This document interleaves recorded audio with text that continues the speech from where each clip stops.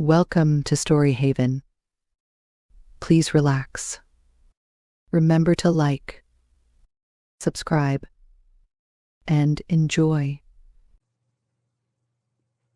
Grimm's Fairy Tales by Jacob and Wilhelm Grimm. The Goose Girl. An old queen, whose husband had been dead some years, had a beautiful daughter. When she grew up, she was betrothed to a prince who lived a great way off, and as the time drew near for her to be married, she got ready to set off on her journey to his country. Then the queen, her mother, packed up a great many costly things, jewels and gold and silver, trinkets, fine dresses, and in short, everything that became a royal bride. For she loved her child very dearly, and she gave her a waiting maid to ride with her and give her into the bridegroom's hands, and each had a horse for the journey. Now the princess's horse was called Falada, and could speak. When the time came for them to set out, the old queen went into her bedchamber, and took a little knife and cut off a lock of her hair, and gave it to her daughter, saying, "Take care of it, dear child, for it is a charm that may be of use to you on the road." Then they took a sorrowful leave of each other, and the princess put the lock of her mother's hair into her bosom, got upon her horse, and set off on her journey to her bridegroom's kingdom. One day, as they were riding along by the side of a brook, the princess began to feel very thirsty, and said to her maid, "Pray get down and fetch me some water in my golden cup out of yonder brook, for I want to drink." "Nay," said the maid, "if you are thirsty, get down yourself, and lie down by the water and drink. I shall not be your waiting maid any longer." The princess was so thirsty that she got down and knelt over the little brook and drank, for she was frightened, and dared not bring out her golden cup. And then she wept and said, "Alas, what will become of me?" And the lock of hair answered her and said, "Alas, alas, if thy mother knew it, sadly, sadly, her heart would rue it." But the princess was very humble and meek, so she said nothing to her maid's ill behavior, but got upon her horse again. Then all rode further on their journey, till the day grew so warm and the sun so scorching that the bride began to feel very thirsty again. And at last, when they came to a river, she forgot her maid's rude speech and said, "Pray get down and fetch me some water to drink in my golden cup." But the maid answered her, and even spoke more haughtily than before, "Drink if you will, but I shall not be your waiting maid." Then the princess was so thirsty that she got off her horse and lay down and held her head over the running stream and cried and said, "What will become of me?" And the lock of hair answered her again, "Alas, alas, if thy mother knew it, sadly, sadly, her heart would rue it." And as she lay down to drink, the lock of hair fell from her bosom and floated away with the water, without her seeing it, she was so much frightened. But her maid saw it, and was very glad, for she knew the charm, and saw that the poor bride would be in her power now that she had lost the hair. So when the bride had finished drinking, and would have gotten upon Falada again, the maid said, "I shall ride upon Falada, and you may have my horse instead." So she was forced to give up her horse, and soon afterwards to take off her royal clothes, and put on her maid's shabby ones. At last, as they drew near the end of the journey, this treacherous servant threatened to kill her mistress if she ever told anyone what had happened. But Falada saw it all, and marked it well. Then the waiting maid got upon Falada, and the real bride was set upon the other horse, and they went on in this way till at last they came to the royal court. There was great joy at their coming, and the prince hurried to meet them, and lifted the maid from her horse, thinking she was the one who was to be his wife, and she was led upstairs to the royal chamber, but the true princess was told to stay in the court below. However, the old king happened to be looking out of the window, and saw her in the yard below, and as she looked very pretty, and too delicate for a waiting maid, he went into the royal chamber to ask the bride whom it was she had brought with her, that was thus left standing in the court below.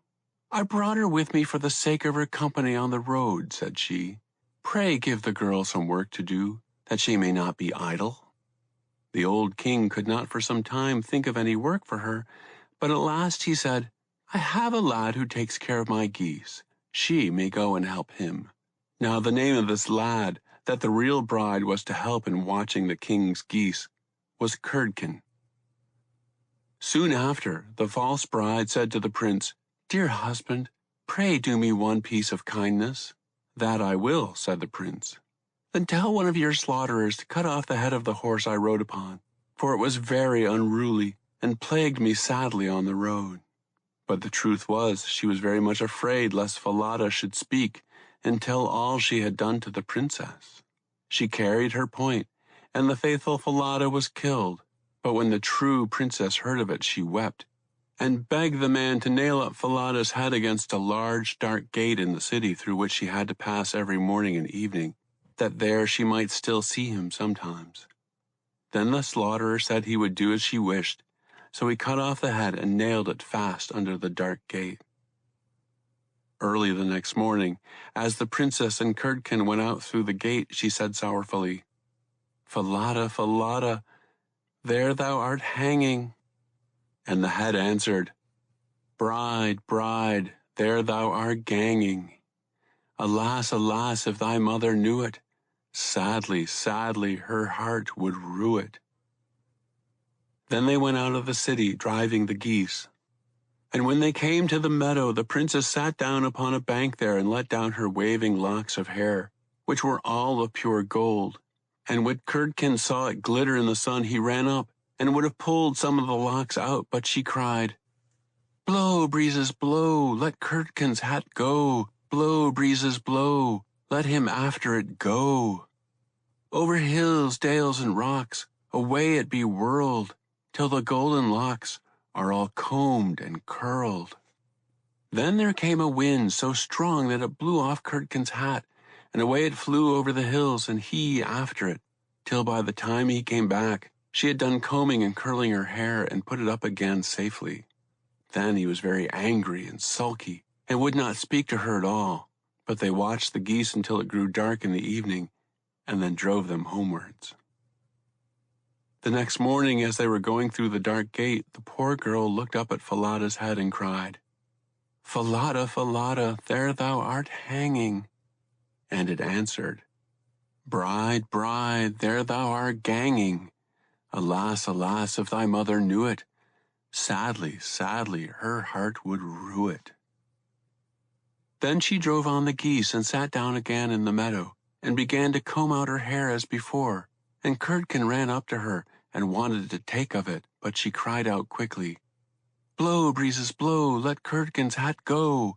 Blow, breezes, blow, let him after it go. Over hills, dales, and rocks, away be it whirled, till the golden locks are all combed and curled." Then the wind came and blew off his hat, and off it flew a great distance over the hills and far away, so that he had to run after it. And when he came back, she had done up her hair again, and all was safe. So they watched the geese until it grew dark.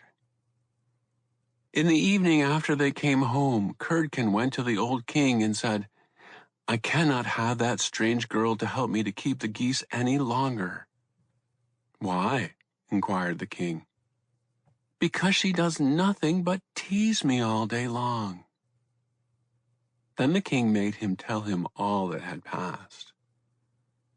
And Curdken said, "When we go in the morning through the dark gate with our flock of geese, she weeps and talks with the head of a horse that hangs upon the wall and says, 'Falada, Falada, there thou art hanging.' And the head answers, 'Bride, bride, there thou art ganging. Alas, alas, if thy mother knew it, sadly, sadly, her heart would rue it.'" And Curdken went on telling the king what had happened upon the meadow where the geese fed, and how his hat was blown away and he was forced to run after it and leave his flock. But the old king told him to go out again as usual the next day. And when morning came, he placed himself behind the dark gate and heard how the princess spoke and how Falada answered. And then he went into the field and hid himself in a bush by the meadow's side, and soon saw with his own eyes how they drove the flock of geese, and how, after a little time, she let down her hair that glittered in the sun, and then he heard her say, "Blow, breezes, blow, let Curdken's hat go. Blow, breezes, blow, let him after it go. Over hills, dales, and rocks, away be it whirled, till the golden locks are all combed and curled. And soon came a gale of wind, and carried away Curdken's hat, while the girl went on combing and curling her hair. All this the old king saw, so he went home without being seen, and when the goose girl came back in the evening, he called her aside and asked her why she did so. But she burst into tears and said, "That I must not tell you or any man, or I shall lose my life." But the old king begged so hard that she had no peace till she had told him all, word for word, and it was very lucky for her that she did so, for the king ordered royal clothes to be put upon her, and he gazed with wonder, she was so beautiful. Then he called his son, and told him that he had only the false bride, for that she was merely a waiting maid while the true one stood by. And the young king rejoiced when he saw her beauty, and heard how meek and patient she had been, and without saying anything, he ordered a great feast to be prepared for all his court. The bridegroom sat at the top with the false princess on one side, and the true one on the other, but nobody knew her, for she was quite dazzling to their eyes, and was not at all like the little goose girl, now that she had on her brilliant dress.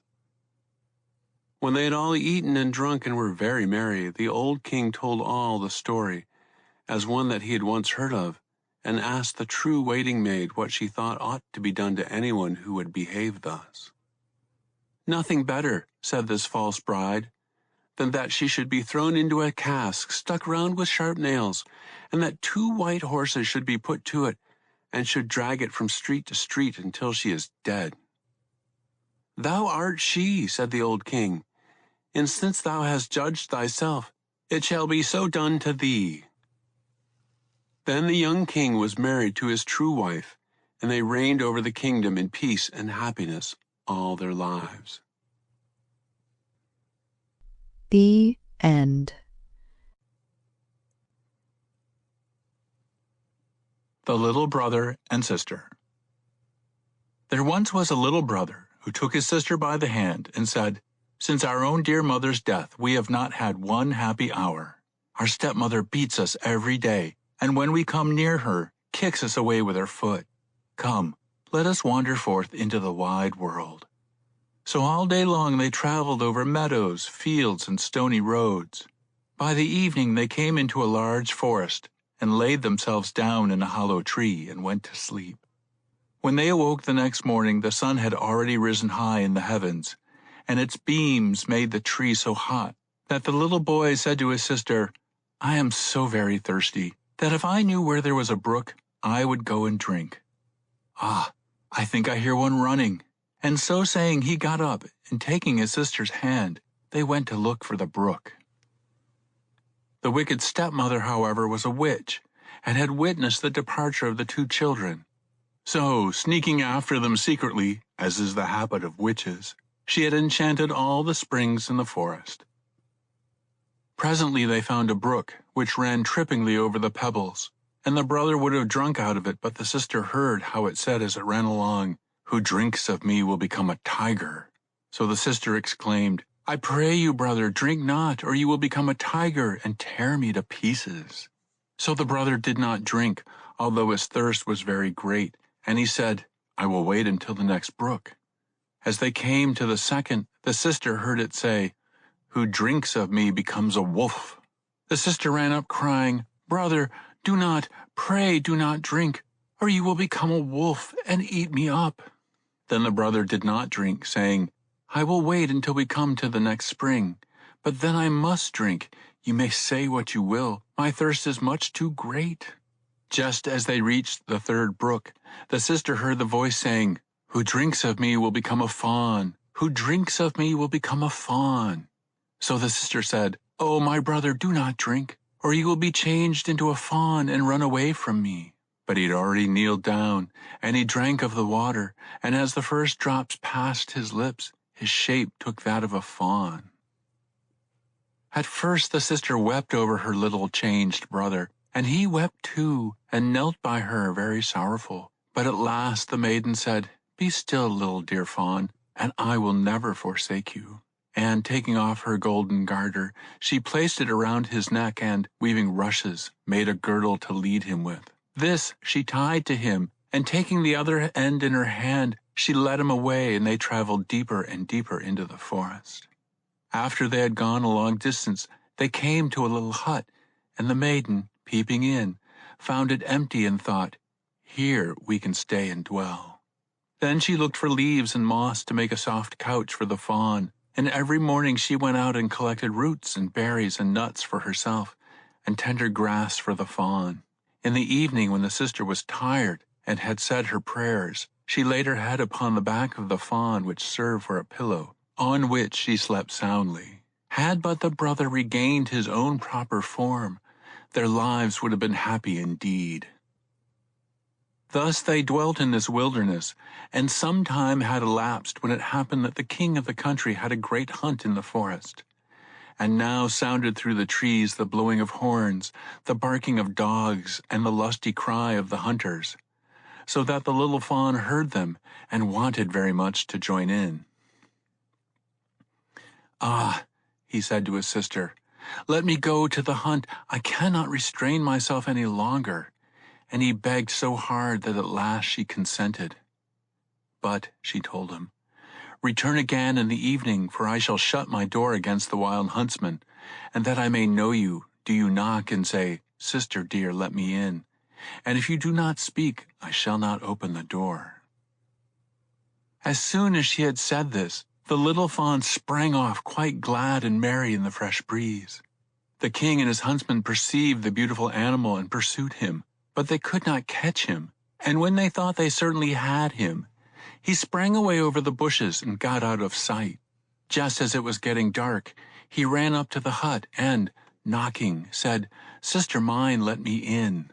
Then she unfastened the little door, and he went in and rested all night long upon his soft couch.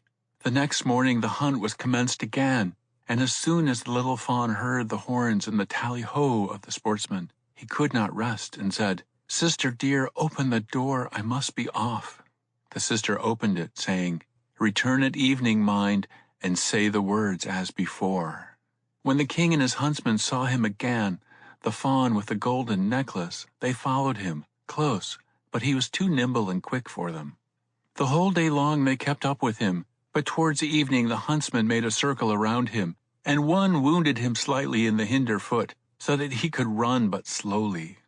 Then one of them slipped after him to the little hut, and heard him say, "Sister dear, open the door," and saw that the door was opened and immediately shut behind him. The huntsman, having observed all this, went and told the king what he had seen and heard, and he said, "On the morrow I will pursue him once again." The sister, however, was terribly afraid when she saw that her fawn was wounded, and washing off the blood, she put herbs upon the foot, and said, "Go and rest upon your bed, dear fawn, that your wound may heal." It was so slight that the next morning he felt nothing of it, and when he heard the hunting cries outside, he exclaimed, "I cannot stop away. I must be there, and none shall catch me so easily again." The sister wept very much, and told him, "Soon will they kill you, and I shall be here alone in this forest, forsaken by all the world. I cannot let you go." "I shall die here in vexation," answered the fawn, "if you do not. For when I hear the horn, I think I shall jump out of my skin." The sister, finding she could not prevent him, opened the door with a heavy heart, and the fawn jumped out, quite delighted, into the forest. As soon as the king perceived him, he said to his huntsman, "Follow him all day long till the evening, but let no one do him any harm." Then, when the sun had set, the king asked his huntsman to show him the hut, and as they came to it, he knocked at the door and said, "Let me in, dear sister." Upon this the door opened, and, stepping in, the king saw a maiden more beautiful than he had ever beheld before. She was frightened when she saw not her fawn, but a man enter, who had a golden crown upon his head. But the king, looking at her with a kindly glance, held out to her his hand, saying, "Will you go with me to my castle and be my dear wife?" "Oh, yes," replied the maiden, "but the fawn must go too. Him I will never forsake." The king replied, He shall remain with you as long as you live, and shall never want." The king took the beautiful maiden upon his horse, and rode to his castle, where the wedding was celebrated with great splendor, and she became queen, and they lived together a long time, while the fawn was taken care of and played about the castle garden. The wicked stepmother, however, on whose account the children had wandered forth into the world, had supposed that long ago the sister had been torn into pieces by the wild beasts, and the little brother in his fawn shape hunted to death by the hunters. As soon, therefore, as she heard how happy they had become, and how everything prospered with them, envy and jealousy were aroused in her wicked heart, and left her no peace, and she was always thinking in what way she could bring misfortune upon them. Her own daughter, who was as ugly as night and had but one eye, for which she was continually reproached, said, "The luck of being a queen has never happened to me." "Be quiet now," replied the old woman, "and make yourself contented. When the time comes, I will help and assist you." As soon then as the time came when the queen gave birth to a beautiful little boy, which happened when the king was out hunting, the old witch took the form of a chambermaid and got into the room where the queen was lying, and said to her, "The bath is ready, which will restore you and give you fresh strength. Be quick before it gets cold." Her daughter being at hand, they carried the weak queen between them into the room, and laid her into the bath, and then, shutting the door, they ran off. But first they made up an immense fire in the stove, which must soon suffocate the poor young queen. When this was done, the old woman took her daughter, and putting a cap upon her head, laid her in the bed in the queen's place. She gave her, too, the form and appearance of the real queen as far as she was able, but she could not restore the lost eye, and so that the king might not notice it, she turned her upon that side where there was no eye. When midnight came and everyone was asleep, the nurse, who sat by herself wide awake near the cradle in the nursery, saw the door open and the true queen come in. She took the child in her arms and rocked it a while, and then, shaking up its pillow, laid it down in its cradle and covered it over again. She did not forget the fawn either, but going to the corner where he was, stroked his head and then went silently out of the door. The nurse asked in the morning of the guards if anyone had passed into the castle during the night, but they answered, "No, we have not seen anybody." For many nights afterwards she came constantly but never spoke a word, and the nurse saw her always, but she would not trust herself to speak about it to anyone. When some time had passed away, the queen one night began to speak and said, "How fares my child? How fares my fawn? Twice more I will come, but never again." The nurse made no reply, but when she had disappeared, went to the king and told him. The king exclaimed, "Oh, mercy, what does this mean? The next night I will watch myself by the child." So in the evening he went into the nursery, and about midnight the queen appeared and said, "How fares my child? How fares my fawn? Once more will I come, but never again." And she nursed the child as she usually did, and then disappeared. The king dared not speak, but he watched the following night, and this time she said, "How fares my child? How fares my fawn? This time have I come, but never again."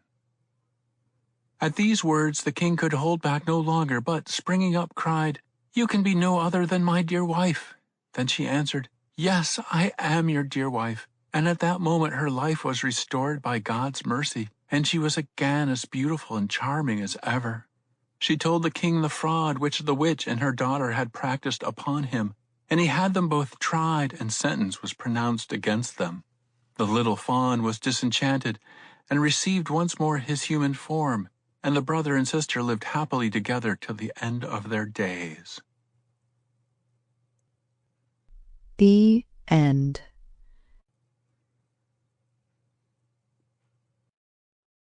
Hansel and Gretel.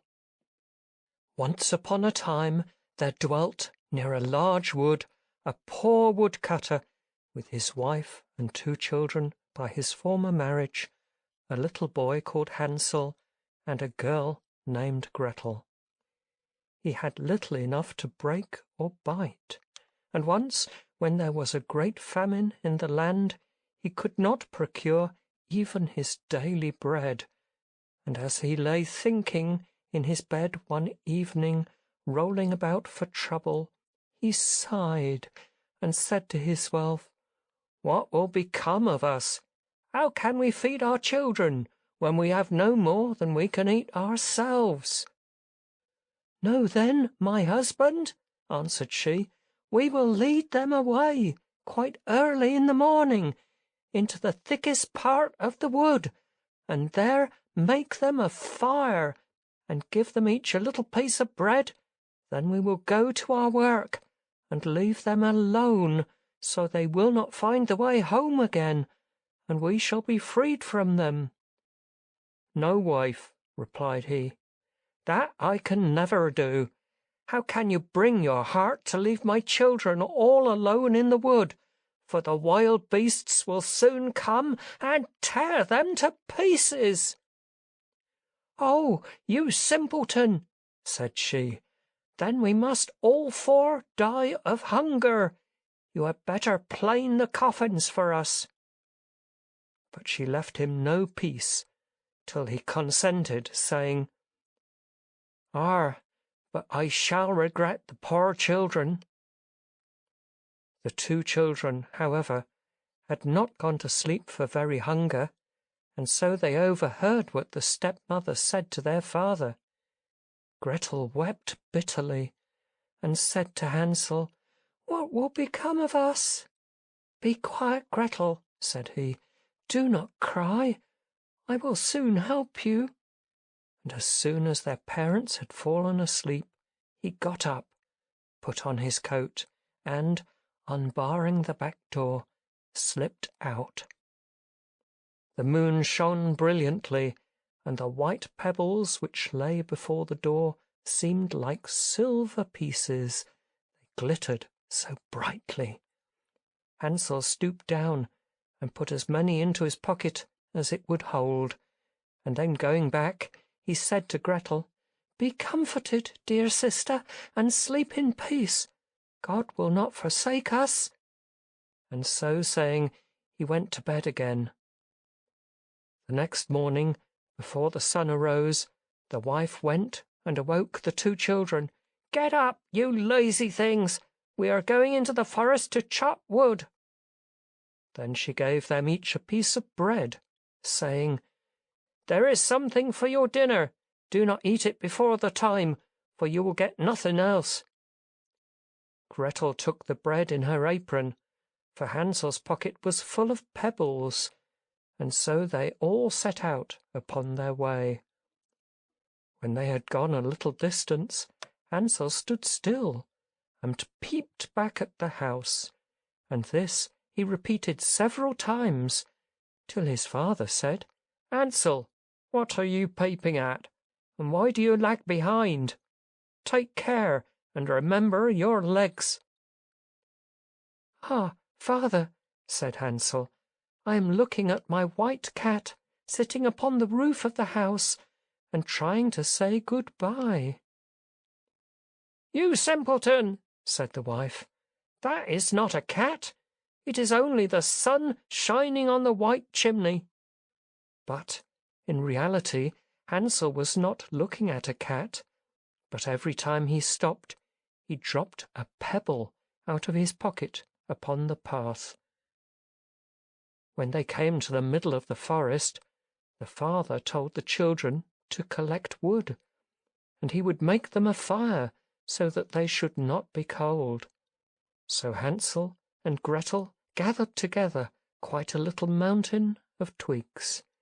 Then they set fire to them, and as the flame burned up high, the wife said, "Now, you children, lie down near the fire and rest yourselves while we go out into the forest and chop wood. When we are ready, I will come and call you." Hansel and Gretel sat down by the fire, and when it was noon, each ate the piece of bread, and because they could hear the blows of an axe, they thought their father was near. But it was not an axe, but a branch which he had bound to a withered tree, so as to be blown to and fro by the wind. They waited so long that at last their eyes closed from weariness, and they fell fast asleep. When they awoke, it was quite dark, and Gretel began to cry, "How shall we get out of the wood?" But Hansel tried to comfort her by saying, "Wait a little while till the moon rises, and then we will quickly find the way." The moon soon shone forth, and Hansel, taking his sister's hand, followed the pebbles, which glittered like new-coined silver pieces, and showed them the path. All night long they walked on, and as day broke, they came to their father's house. They knocked at the door, and when the wife opened it and saw Hansel and Gretel, she exclaimed, "You wicked children! Why did you sleep so long in the wood? We thought you were never coming home again." But their father was very glad, for it had grieved his heart to leave them all alone. Not long afterward there was again great scarcity in every corner of the land, and one night the children overheard their stepmother saying to their father, "Everything is again consumed. We have only half a loaf left, and then the song is ended. The children must be sent away. We will take them deeper into the wood, so that they may not find the way out again. It is the only means of escape for us." But her husband felt heavy at heart, and thought it were better to share the last crust with the children. His wife, however, would listen to nothing that he said, and scolded and reproached him without end.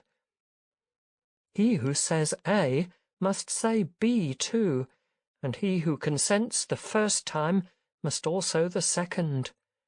The children, however, had heard the conversation as they lay awake, and as soon as the old people went to sleep, Hansel got up, intending to pick up some pebbles as before.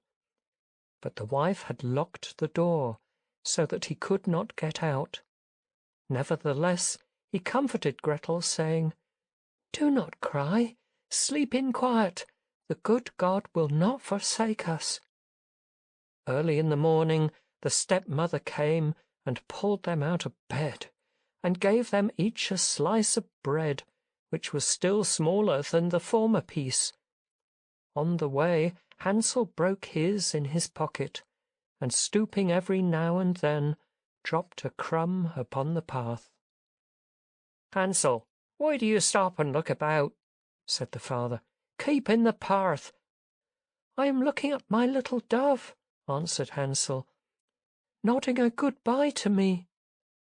"Simpleton," said the wife, "that is no dove, but only the sun shining on the chimney."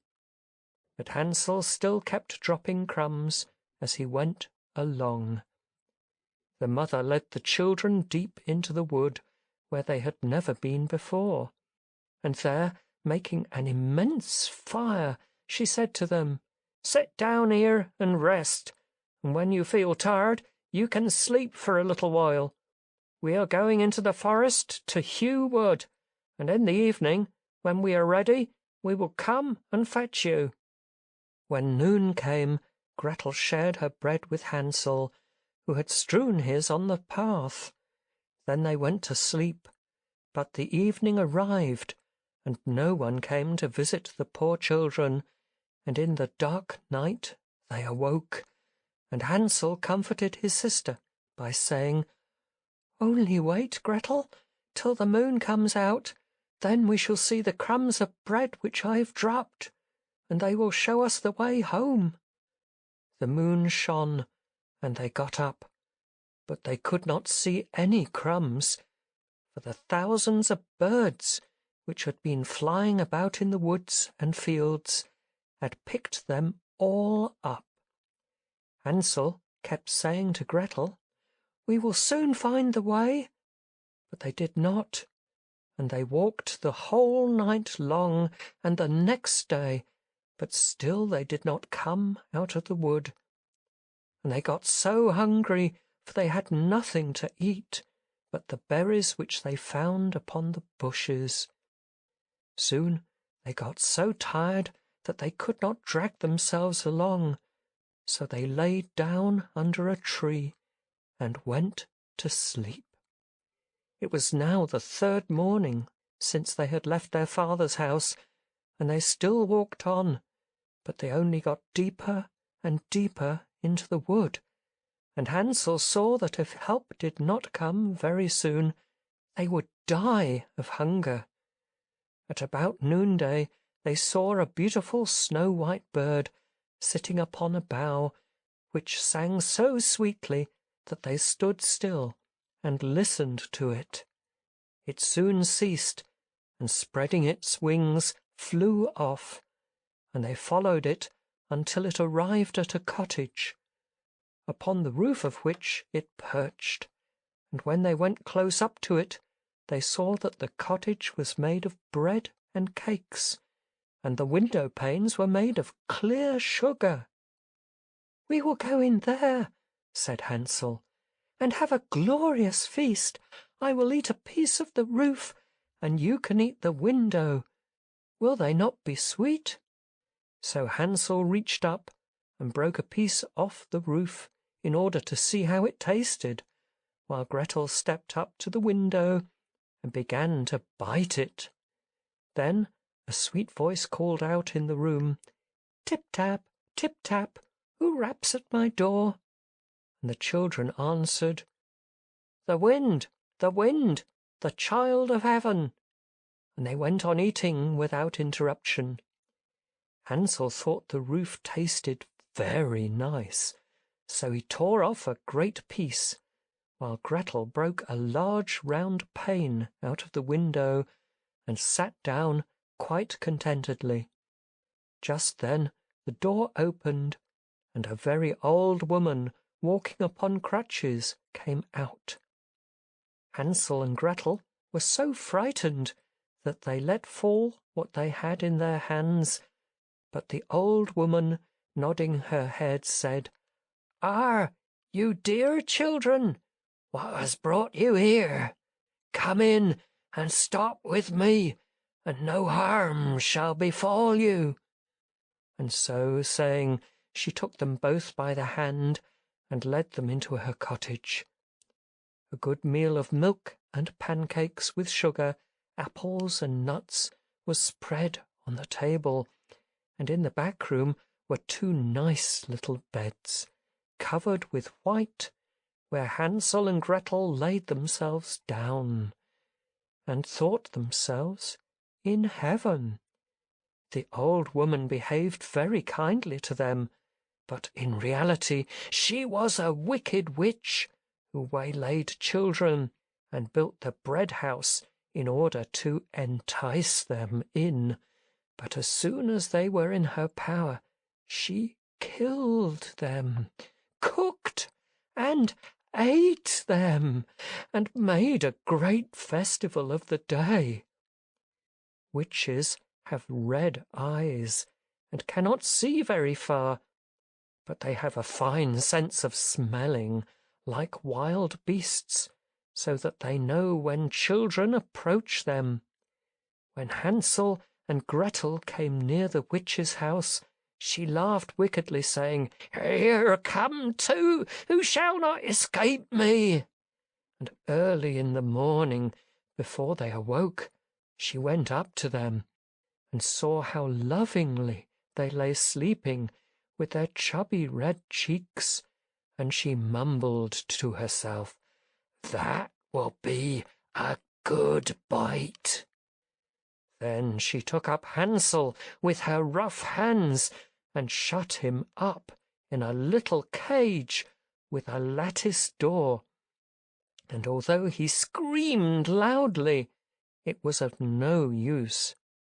Gretel came next, and shaking her till she awoke, the witch said, "Get up, you lazy thing, and fetch some water to cook something good for your brother, who must remain in that stall and get fat.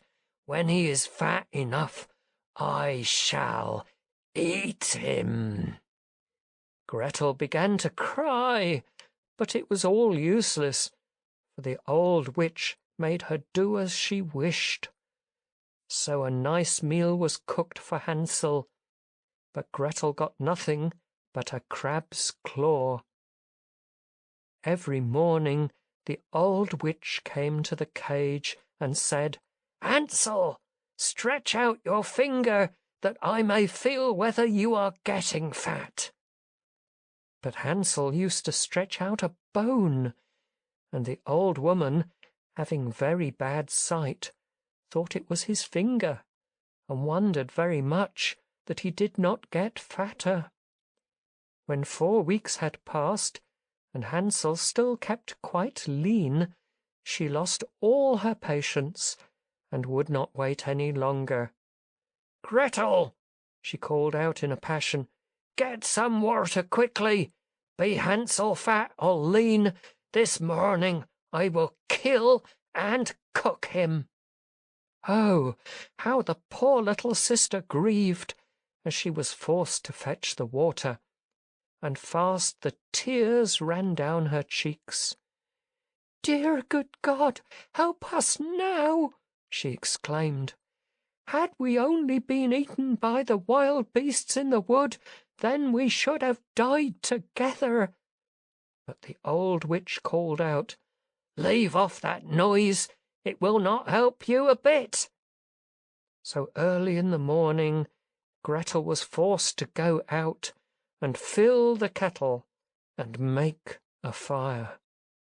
"First we will bake, however," said the old woman. "I have already heated the oven and kneaded the dough." And so saying, she pushed poor Gretel up to the oven, out of which the flames were burning fiercely. "Creep in," said the witch, "and see if it is hot enough, and then we will put in the bread." But she intended, when Gretel got in, to shut up the oven and let her bake, so that she might eat her as well as Hansel. Gretel perceived what her thoughts were, and said, "I do not know how to do it. How shall I get in?" "You stupid goose," said she, "the opening is big enough. See, I could even get in myself." And she got up and put her head into the oven. Then Gretel gave her a push, so that she fell right in, and then, shutting the iron door, she bolted it. Oh, how horribly she howled! But Gretel ran away, and left the ungodly witch to burn to ashes. Now she ran to Hansel, and opening his door, called out, "Hansel, we are saved! The old witch is dead." So he sprang out like a bird out of his cage when the door is opened, and they were so glad that they fell upon each other's neck and kissed each other over and over again.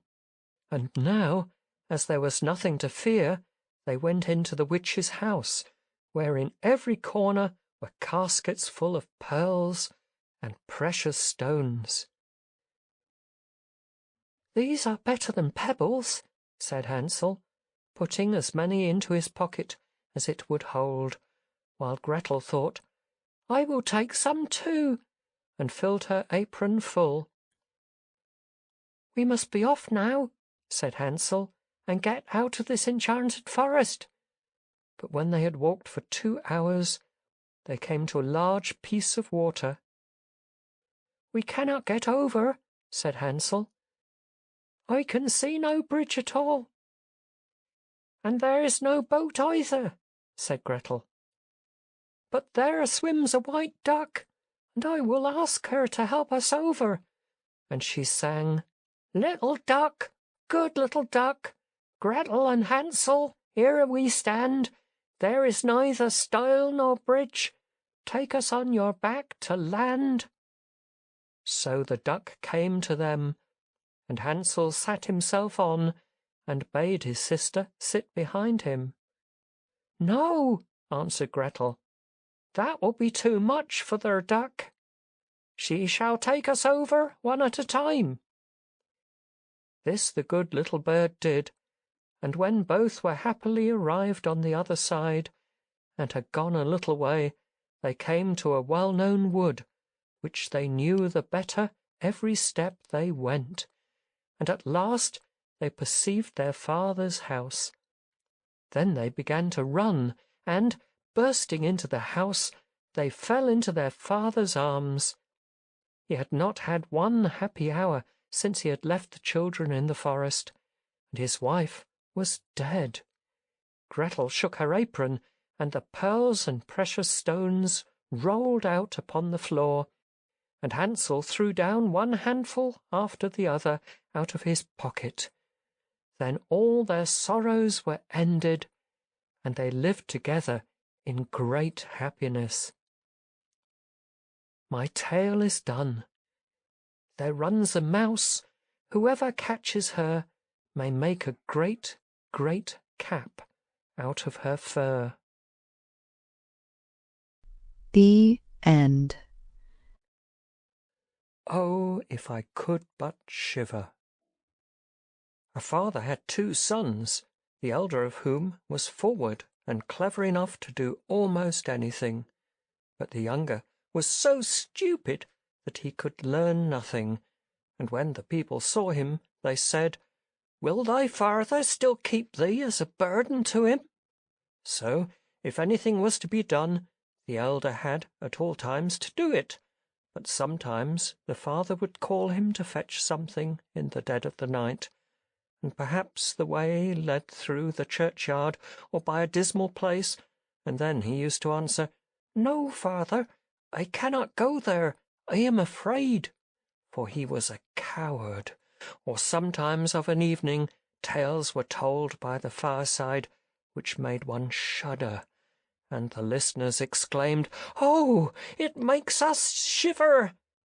In a corner, meanwhile, sat the younger son, listening, but he could not comprehend what was said, and he thought, "They say continually, 'Oh, it makes us shiver, it makes us shiver,' but perhaps shivering is an art which I cannot understand." One day, however, his father said to him, "Do you hear? You there in the corner, you are growing stout and big. You must learn some trade to get your living by. Do you see how your brother works?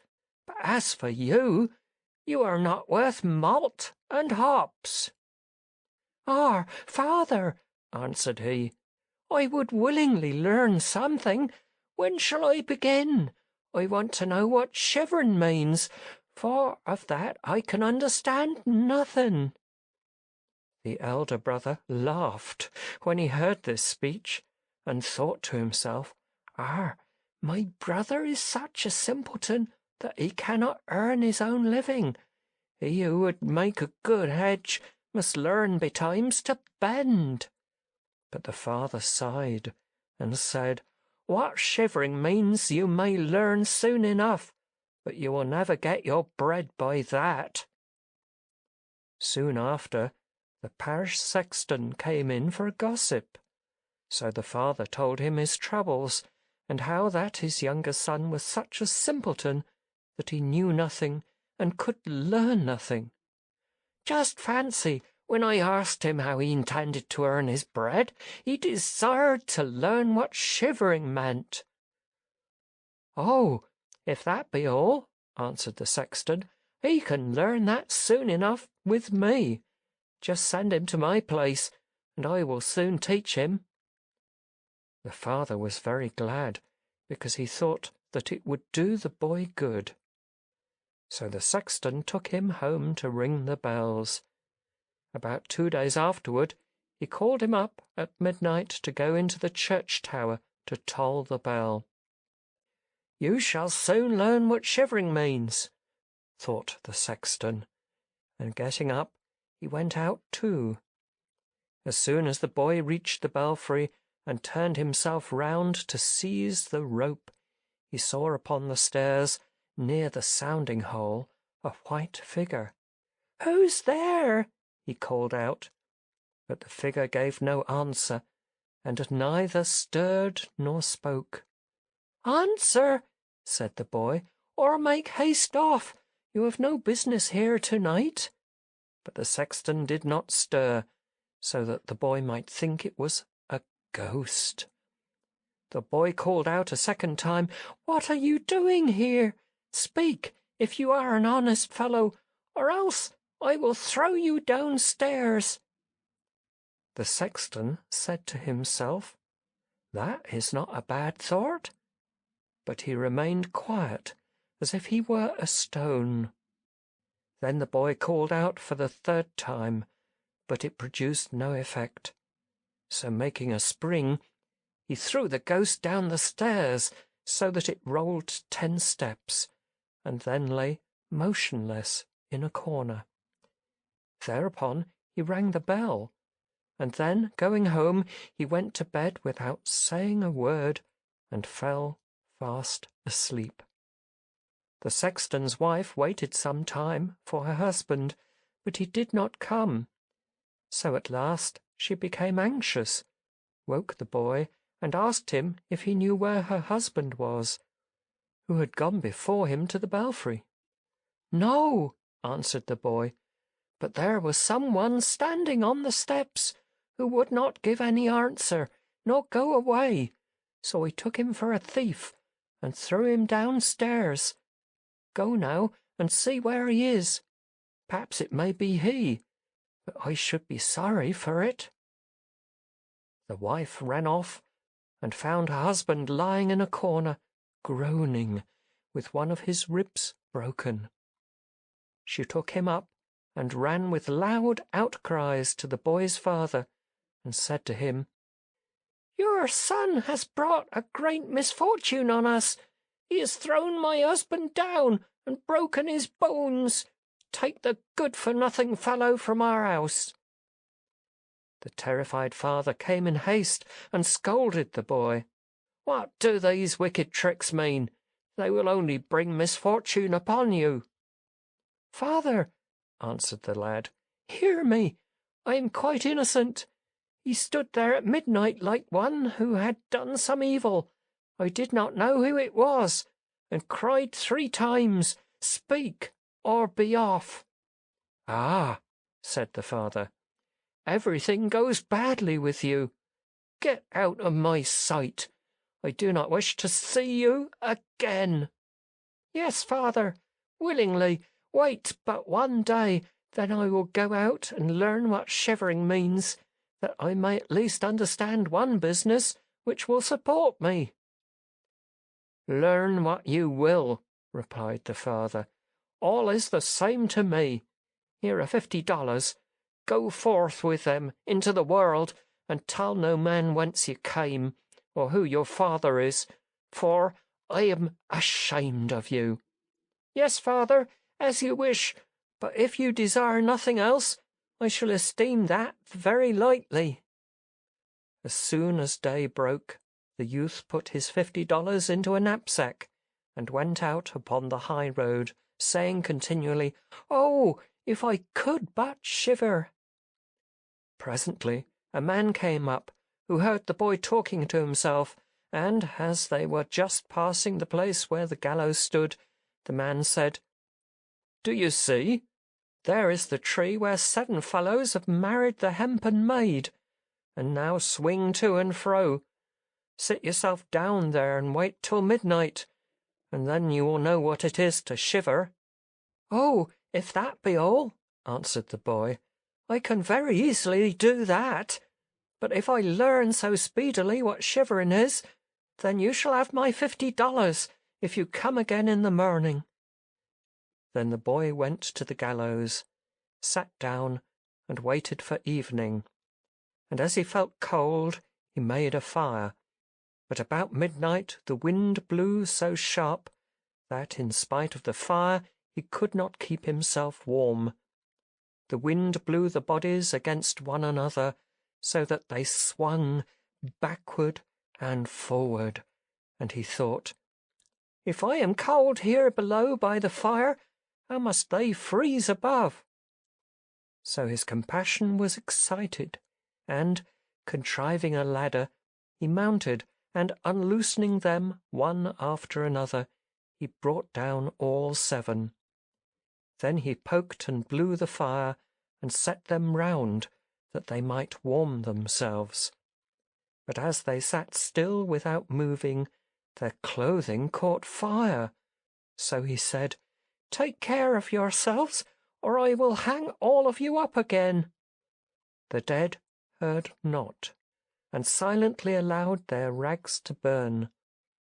This made him so angry that he said, "If you will not hear, I cannot help you, but I will not burn with you." So he hung them up again in a row, and sitting down by the fire, he soon went to sleep. The next morning the man came, expecting to receive his $50, and asked, "Now, do you know what shivering means?" "No," he answered. "How should I know? Those fellows up there have not opened their mouths, and were so stupid that they let the old rags on their bodies be burnt." Then the man saw that he should not carry away the $50 that day, so he went away, saying, "I have never met with such a one before." The boy also went on his way, and began again to say, "Ah, if only I could but shiver, if I could but shiver." A waggoner, walking behind, overheard him, and asked, "Who are you?" "I do not know," answered the boy. The waggoner asked again, "What do you here?" "I know not." "Who is your father?" "I dare not say." "What is it you are continually grumbling about?" "Oh," replied the youth, "I wish to learn what shivering is, but nobody can teach me." "Cease your silly talk," said the waggoner. "Come with me, and I will see what I can do for you." So the boy went with the waggoner, and about evening time they arrived at an inn, where they put up for the night. And while they were going into the parlour, he said, quite aloud, "Oh, if I could but shiver, if I could but shiver." The host overheard him, and said, laughingly, "Oh, if that is all you wish, you shall soon have the opportunity." "Hold your tongue," said his wife. "So many imprudent people have already lost their lives. It were a shame and sin to such beautiful eyes that they should not see the light again." But the youth said, "If it were ever so difficult, I would at once learn it. For that reason I left home." And he never let the host have any peace till he told him that not far off stood an enchanted castle, where anyone might soon learn to shiver if he would watch there 3 nights. The king had promised his daughter in marriage to whoever would venture, and she was the most beautiful young lady that the sun ever shone upon. And he further told him that inside the castle there was an immense amount of treasure guarded by evil spirits, enough to make anyone free, and turn a poor man into a very rich one. Many, he added, had already ventured into this castle, but no one had ever come out again. The next morning this youth went to the king and said, "If you will allow me, I wish to watch 3 nights in the enchanted castle." The king looked at him, and because his appearance pleased him, he said, "You may make 3 requests, but they must be inanimate things you ask for, and such as you can take with you into the castle." So the youth asked for a fire, a lathe, and a cutting board. The king let him take these things by day into the castle, and when it was evening, the youth went in and made himself a bright fire in one of the rooms, and, placing his cutting board and knife near it, he sat down upon his lathe. "Ah, if I could but shiver," said he. but even here I shall never learn." At midnight he got up to stir the fire, and, as he poked it, there shrieked suddenly in one corner, "Meow, meow, how cold I am!" "You simpleton," he explained, "what are you shrieking for? If you are so cold, come and sit down by the fire and warm yourself." As he was speaking, 2 great black cats sprang up to him with an immense jump and sat down, one on each side, looking at him quite wildly with their fiery eyes. When they had warmed themselves for a little while, they said, "Comrade, shall we have a game of cards?" "Certainly," he replied, "but let me see your paws first." So they stretched out their claws, and he said, "Ah, what long nails you have got! Wait a bit, I must cut them off first." And so saying, he caught them up by the necks and put them on his board and screwed their feet down. "Since I have seen what you are about, I have lost my relish for a game at cards," said he, and, instantly killing them, threw them away into the water. But no sooner had he quieted these 2 and thought of sitting down again by his fire than there came out of every hole and corner black cats and black dogs with glowing chains, continually more and more, so that he could not hide himself. They howled fearfully and jumped upon his fire and scattered it about as if they would extinguish it. He looked on quietly for some time, but at last, getting angry, he took up his knife and called out, "Away with you, you vagabonds!" and chased them about until a part ran off, and the rest he killed and threw into the pond. As soon as he returned, he blew up the sparks of his fire again and warmed himself. And while he sat, his eyes began to feel very heavy, and he wished to go to sleep. So looking around, he saw a great bed in one corner, in which he lay down. But no sooner had he closed his eyes than the bed began to move of itself, and travelled all round the castle. "Just so," said he, "only better still." Whereupon the bed galloped away, as if 6 horses pulled it up and down steps and stairs, until at last, all at once, it overset bottom upward, and lay upon him like a mountain. But up he got, threw pillows and mattresses into the air, and saying, "Now your wishes may travel," laid himself down by the fire and slept till day broke. In the morning the king came, and seeing the youth lying on the ground, he thought that the spectres had killed him, and that he was dead. So he said, "It is a great misfortune that the finest men are thus killed." But the youth, hearing this, sprang up, saying, "It is not come to that with me yet." The king was much astonished, but very glad, and asked him how he had fared. "Very well," replied he. "As one night has passed, so also may the other 2. Soon after, he met his landlord, who opened his eyes when he saw him. "I never thought to see you alive again," said he. "Have you learnt now what shivering means?" "No," said he, "it is all of no use. Oh, if any one would but tell me." The second night he went up again into the castle, and sitting down by the fire, began his old song, "If I could but shiver." When midnight came, a ringing and a rattling noise was heard, gentle at first, and louder by degrees. Then there was a pause, and presently, with a loud outcry, half a man's body came down the chimney and fell at his feet. "Hulloa!" he exclaimed. "Only half a man answered that ringing. That is too little." Then the ringing began afresh, and a roaring and howling was heard, and the other half fell down. "Wait a bit," said he. "I will poke up the fire first."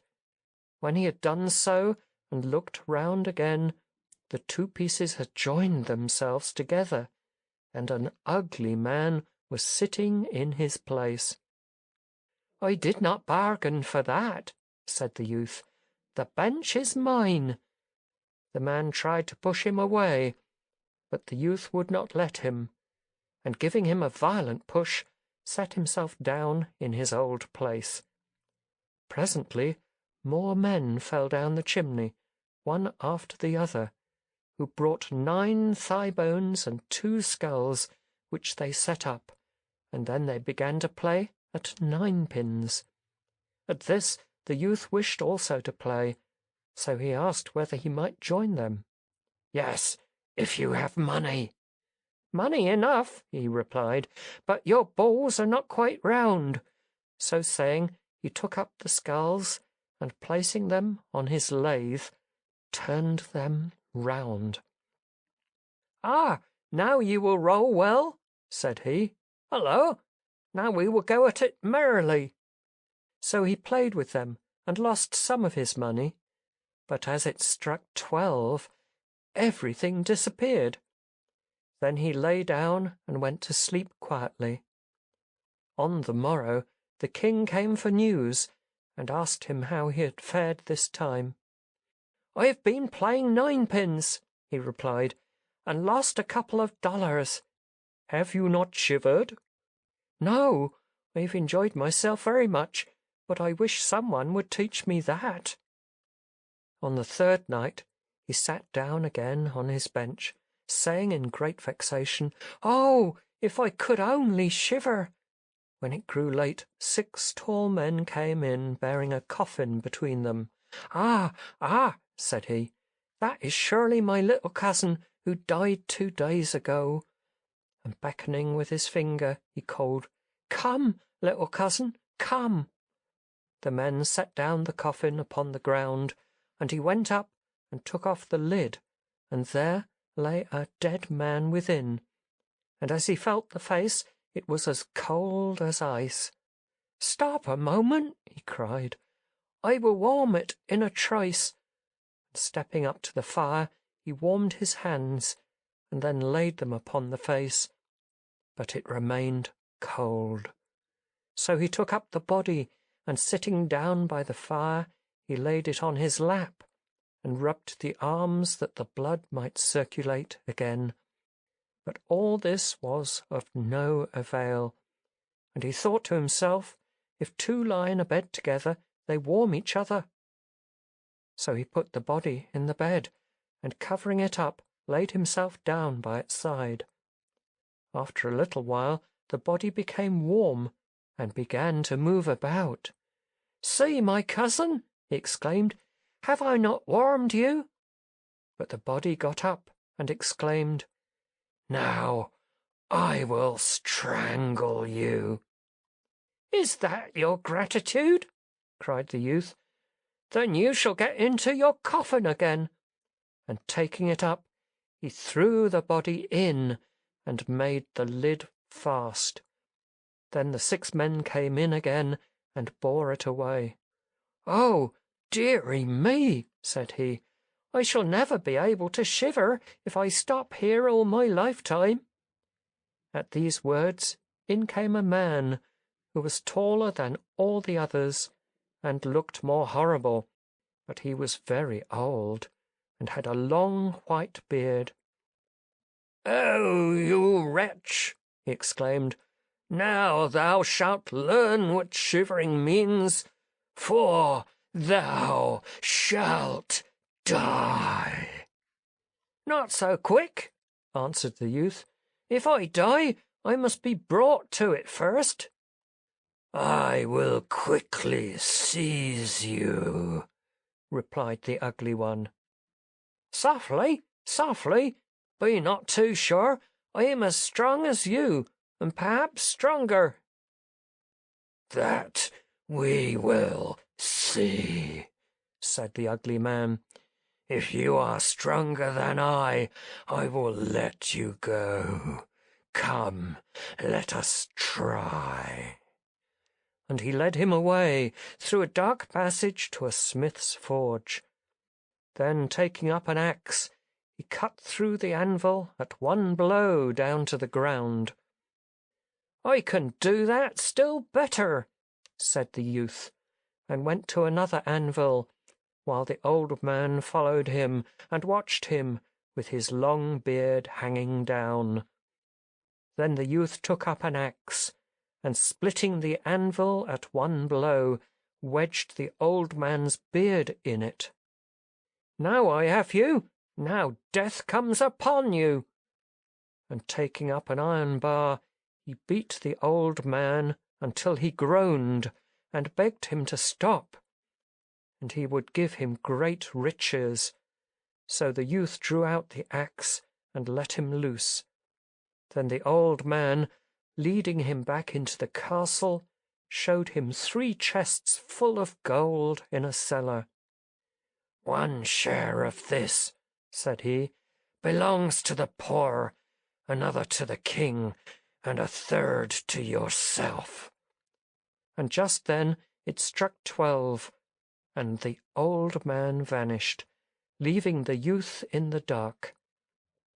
"I must help myself out here," said he, and groping round, he found his way back to his room, and went to sleep by the fire. The next morning the king came and inquired, "Now, have you learned to shiver?" "No," replied the youth. "What is it? My dead cousin came here, and a bearded man, who showed me a lot of gold down below, but what shivering means no one has showed me." Then the king said, "You have won the castle, and shall marry my daughter." "That is all very fine," replied the youth, "but I still don't know what shivering means." So the gold was fetched, and the wedding was celebrated, but the young prince, for the youth was a prince now, notwithstanding his love for his bride and his great contentment, was still continually crying, "If I could but shiver! If I could but shiver!" At last it fell out in this wise. One of the chambermaids said to the princess, "Let me bring in my aid to teach him what shivering is." So she went to the brook which flowed through the garden, and drew up a pail of water full of little fish. And at night, when the young prince was asleep, his bride drew away the covering, and poured the pail of cold water and the little fishes over him, so that they slipped all about him. Then the prince woke up directly, calling out, "Oh, that makes me shiver, dear wife, that makes me shiver. Yes, now I know what shivering means." The End. Dummling and the 3 Feathers. Once upon a time there lived a king who had 3 sons. The 2 elder were learned and bright, but the youngest said very little and appeared somewhat foolish. So he was always known as Dummling. When the king grew old and feeble, feeling that he was nearing his end, he wished to leave the crown to one of his 3 sons, but could not decide to which. He thereupon settled that they should travel, and that the one who could obtain the most splendid carpet should ascend the throne when he died. So that there could be no disagreement as to the way each one should go, the king conducted them to the courtyard of the palace, and there blew 3 feathers by turn into the air, telling his sons to follow the course that the 3 feathers took. Then one of the feathers flew eastwards, another westwards, but the third went straight up towards the sky, though it only sped a short distance before falling to earth.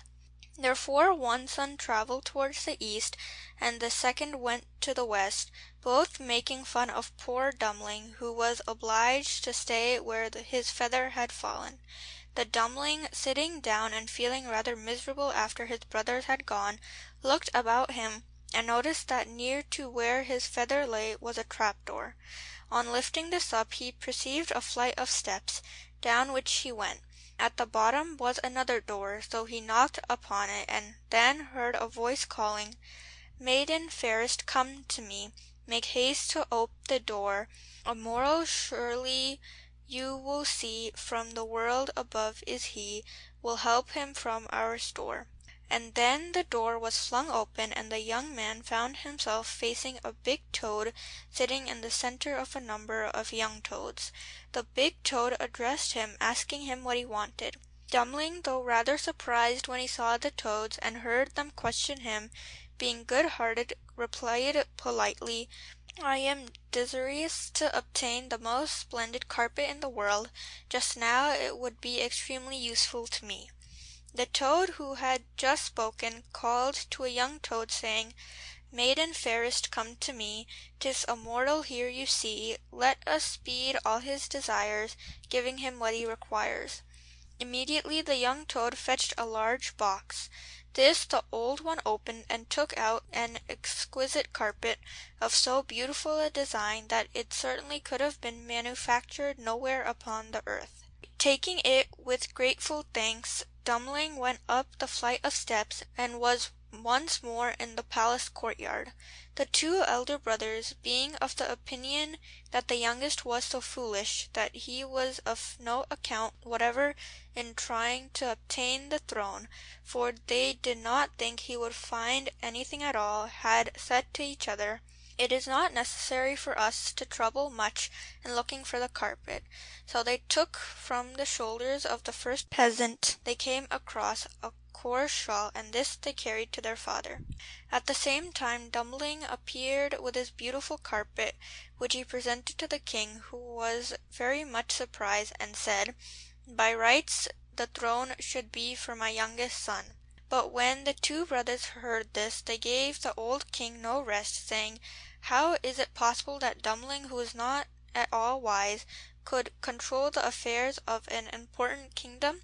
Make some other condition, we beg of you." "Well," agreed the father, "the one who brings me the most magnificent ring shall succeed to my throne." And once more he took his sons outside the palace. Then again he blew 3 feathers into the air to show the direction each one should go, whereupon the 2 elder sons went east and west, but Dumbling's flew straight up and fell close by the trapdoor. Then the youngest son descended the steps as before, and upon seeing the large toad he talked with her, and told her what he desired. So the big box was brought, and out of it the toad handed him a ring which was of so exquisite a workmanship that no goldsmith could equal it. Meanwhile the 2 elder brothers made fun of the idea of Dummling searching for a ring, and they decided to take no needless trouble themselves. Therefore, finding an old iron ring belonging to some harness, they took that to the king. Dummling was there before them with his valuable ring, and immediately upon his showing it, the father declared that in justice the kingdom should be his. In spite of this, however, the 2 elder sons worried the poor king into appointing one test further before bestowing his kingdom, and the king, giving way, announced that the one who brought home the most beautiful woman should inherit the crown. Then Dummling again descended to the large toad and made known to her that he wished to find the most beautiful woman alive. "The most beautiful woman is not always at hand," said the toad, "however, you shall have her." Then she gave to him a scooped out turnip, to which half a dozen little mice were attached. The young man regarded this a trifle despondently, for it had no great resemblance to what he was seeking.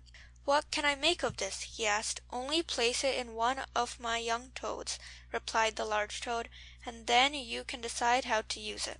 From the young toads around the old toad, the young man seized one at hazard and placed it in the scooped-out turnip, but hardly was it there when the most astounding change occurred, for the toad was transformed into a wondrously lovely maiden, the turnip became an elegant carriage, and the 6 mice were turned into handsome horses.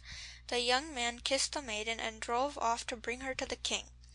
Not long afterwards the 2 brothers arrived. In the same way as the twice before, they had taken no trouble about the matter, but had picked up the first passable-looking peasant woman whom they happened to meet. After glancing at the 3, the king said, "Without doubt, at my death the kingdom will be Dumbling's."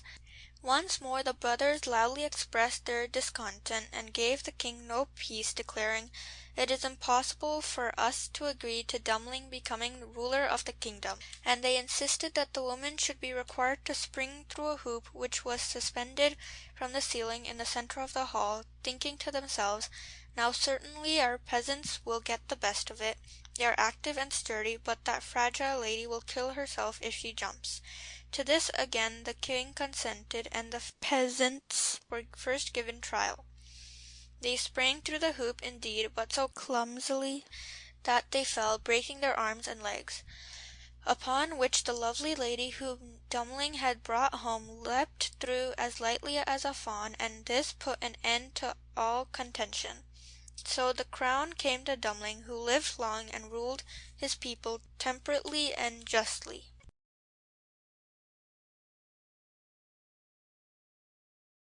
The End. Little Snow White. It was in the middle of winter, when the broad flakes of snow were falling around, that a certain queen sat working at her window, the frame of which was made of fine black ebony, and as she was looking out upon the snow, she pricked her finger, and 3 drops of blood fell upon it. Then she gazed thoughtfully down on the red drops which sprinkled the white snow, and said, "Would that my little daughter may be as white as that snow, as red as the blood, and as black as the ebony window frame."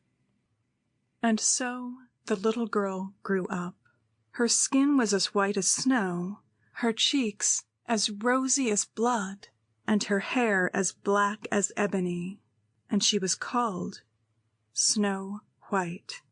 But this queen died, and the king soon married another wife who was very beautiful, but so proud that she could not bear to think that anyone could surpass her. She had a magical looking-glass, to which she used to go and gaze upon herself in it, and say, "Tell me, glass, tell me true, of all the ladies in the land, who is fairest? Tell me who." And the glass answered, "Thou, queen, art fairest in the land."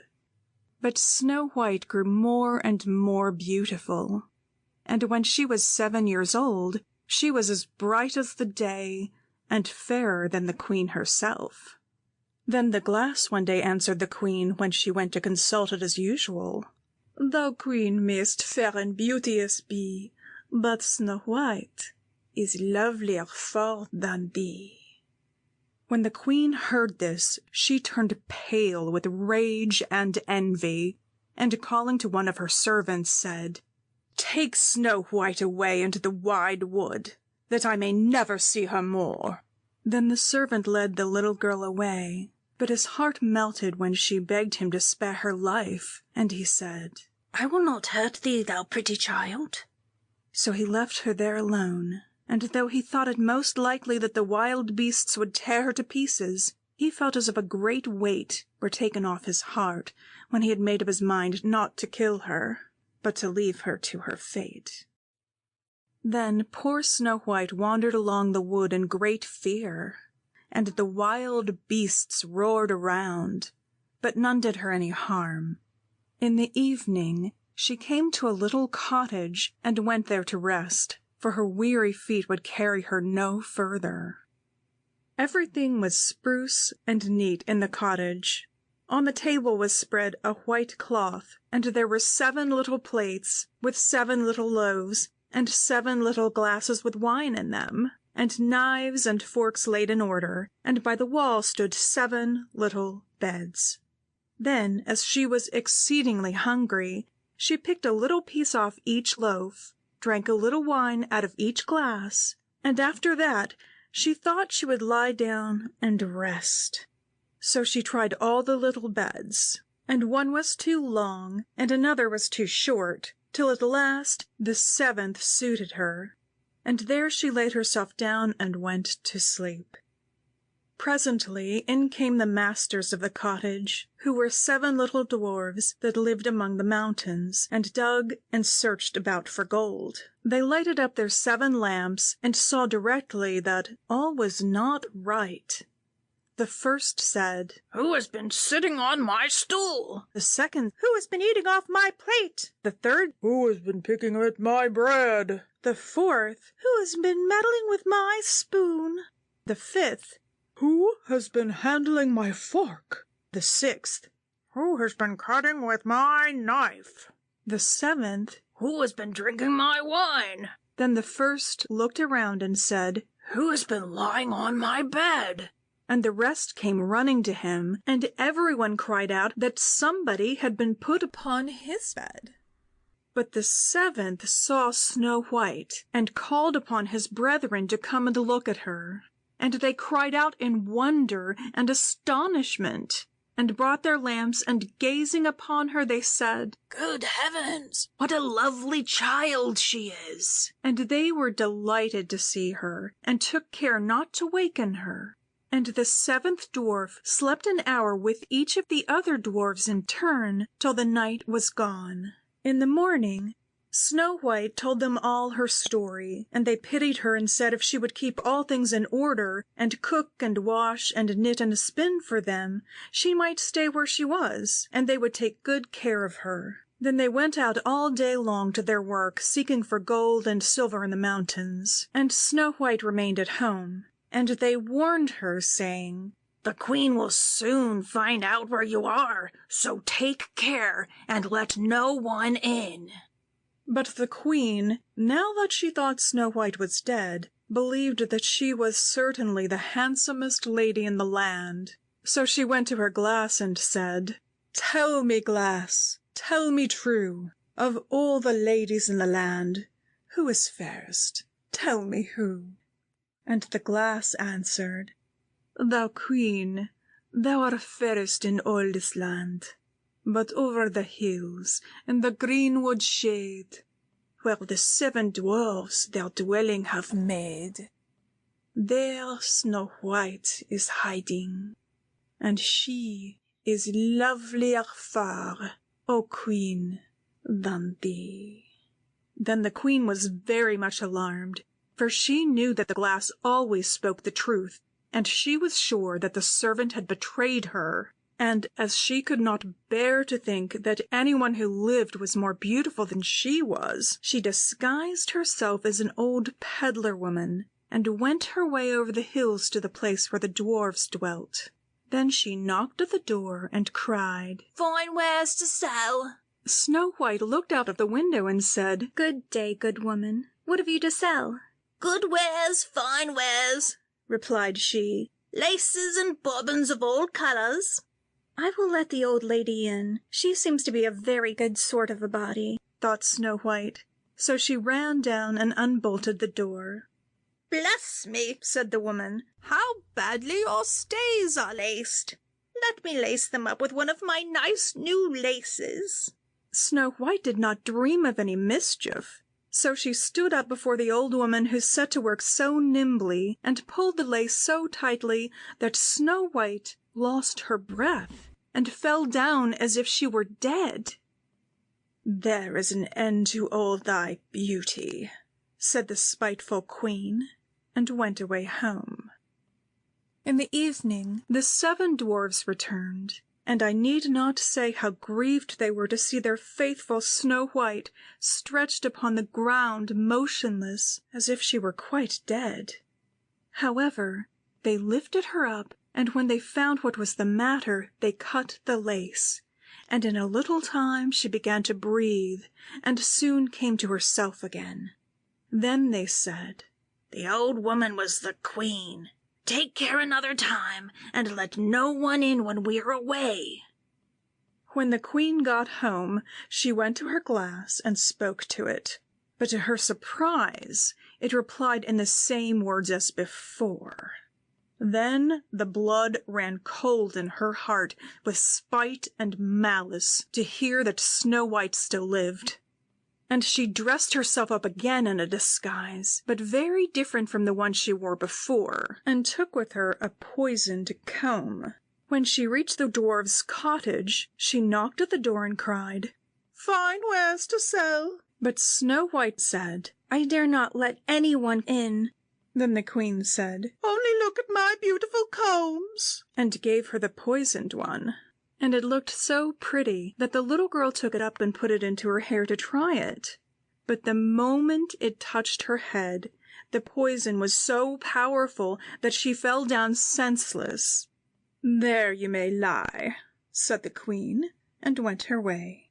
But by good luck, the dwarfs returned very early that evening, and when they saw Snow White lying on the ground, they thought what had happened, and soon found the poisoned comb. And when they took it away, she recovered, and told them all that had passed.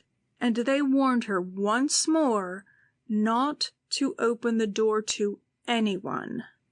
Meantime, the queen went home to her glass, and trembled with rage when she received exactly the same answer as before, and she said, "Snow White shall die, if it costs me my life." So she went secretly into a chamber and prepared a poisoned apple. The outside looked very rosy and tempting, but whosoever tasted it was sure to die. Then she dressed herself up as a peasant's wife, and travelled over the hills to the dwarf's cottage, and knocked at the door. But Snow White put her head out of the window and said, "I dare not let anyone come in, for the dwarfs have told me not to." "Do as you please," said the old woman, "but at any rate take this pretty apple. I will make you a present of it." "No," said Snow White, "I dare not take it." "You silly girl," answered the other, "what are you afraid of? Do you think it is poisoned? Come, do you eat one part, and I will eat the other." Now the apple was so prepared that one side was good, though the other side was poisoned. Then Snow White was very much tempted to taste, for the apple looked exceedingly nice, and when she saw the old woman eat, she could refrain no longer. But she had scarcely put the piece into her mouth when she fell down dead upon the ground. "This time nothing will save thee," said the queen, and she went home to her glass, and at last it said, "Thou queen art the fairest of all the fair." And then her envious heart was glad, and as happy as such a heart could be. When evening came, the dwarfs returned home. They found Snow White lying on the ground. No breath passed her lips, and they were afraid she was quite dead. They lifted her up, and combed her hair, and washed her face with wine and water, but all was in vain. So they laid her down upon a bier, and all 7 watched and bewailed her 3 whole days, and then they proposed to bury her. But her cheeks were still rosy, and her face looked just as it did while she was alive. So they said, "We will never bury her in the cold ground." And they made a coffin of glass so that they might still look at her, and wrote her name upon it in golden letters, and that she was a king's daughter. Then the coffin was placed upon the hill, and one of the dwarfs always sat by it and watched. And the birds of the air came too, and bemoaned Snow White. First of all came an owl, and then a raven, but at last came a dove. And thus Snow White lay for a long, long time, and still only looked as though she were asleep, for she was even now as white as snow, and as red as blood, and as black as ebony. At last a prince came and called at the dwarf's house, and he saw Snow White and read what was written in golden letters. Then he offered the dwarfs money and earnestly prayed them to let him take her away. But they said, "We will not part with her for all the gold in the world." At last, however, they had pity on him and gave him the coffin. But the moment he lifted it up to carry it home with him, the piece of apple fell from between her lips, and Snow White awoke and exclaimed, "Where am I?" And the prince answered, "Thou art safe with me." And then he told her all that had happened and said, "I love you better than all the world. Come with me to my father's palace, and you shall be my wife." Snow White consented and went home with the prince, and everything was prepared with great pomp and splendor for their wedding. To the feast was invited among the rest Snow White's old enemy, the Queen. And as she was dressing herself in fine, rich clothes, she looked in the glass and said, "Tell me, glass, tell me true, of all the ladies in the land, who is fairest? Tell me who?" And the glass answered, "Thou, lady, art the fairest here, I ween, but lovelier far is the new-made queen." When she heard this, the queen started with rage, but her envy and curiosity were so great that she could not help setting out to see the bride. And when she arrived and saw that it was no other than Snow White, whom she thought had been dead a long while, she choked with passion and fell ill and died. But Snow White and the prince lived and reigned happily over that land many, many years. The End.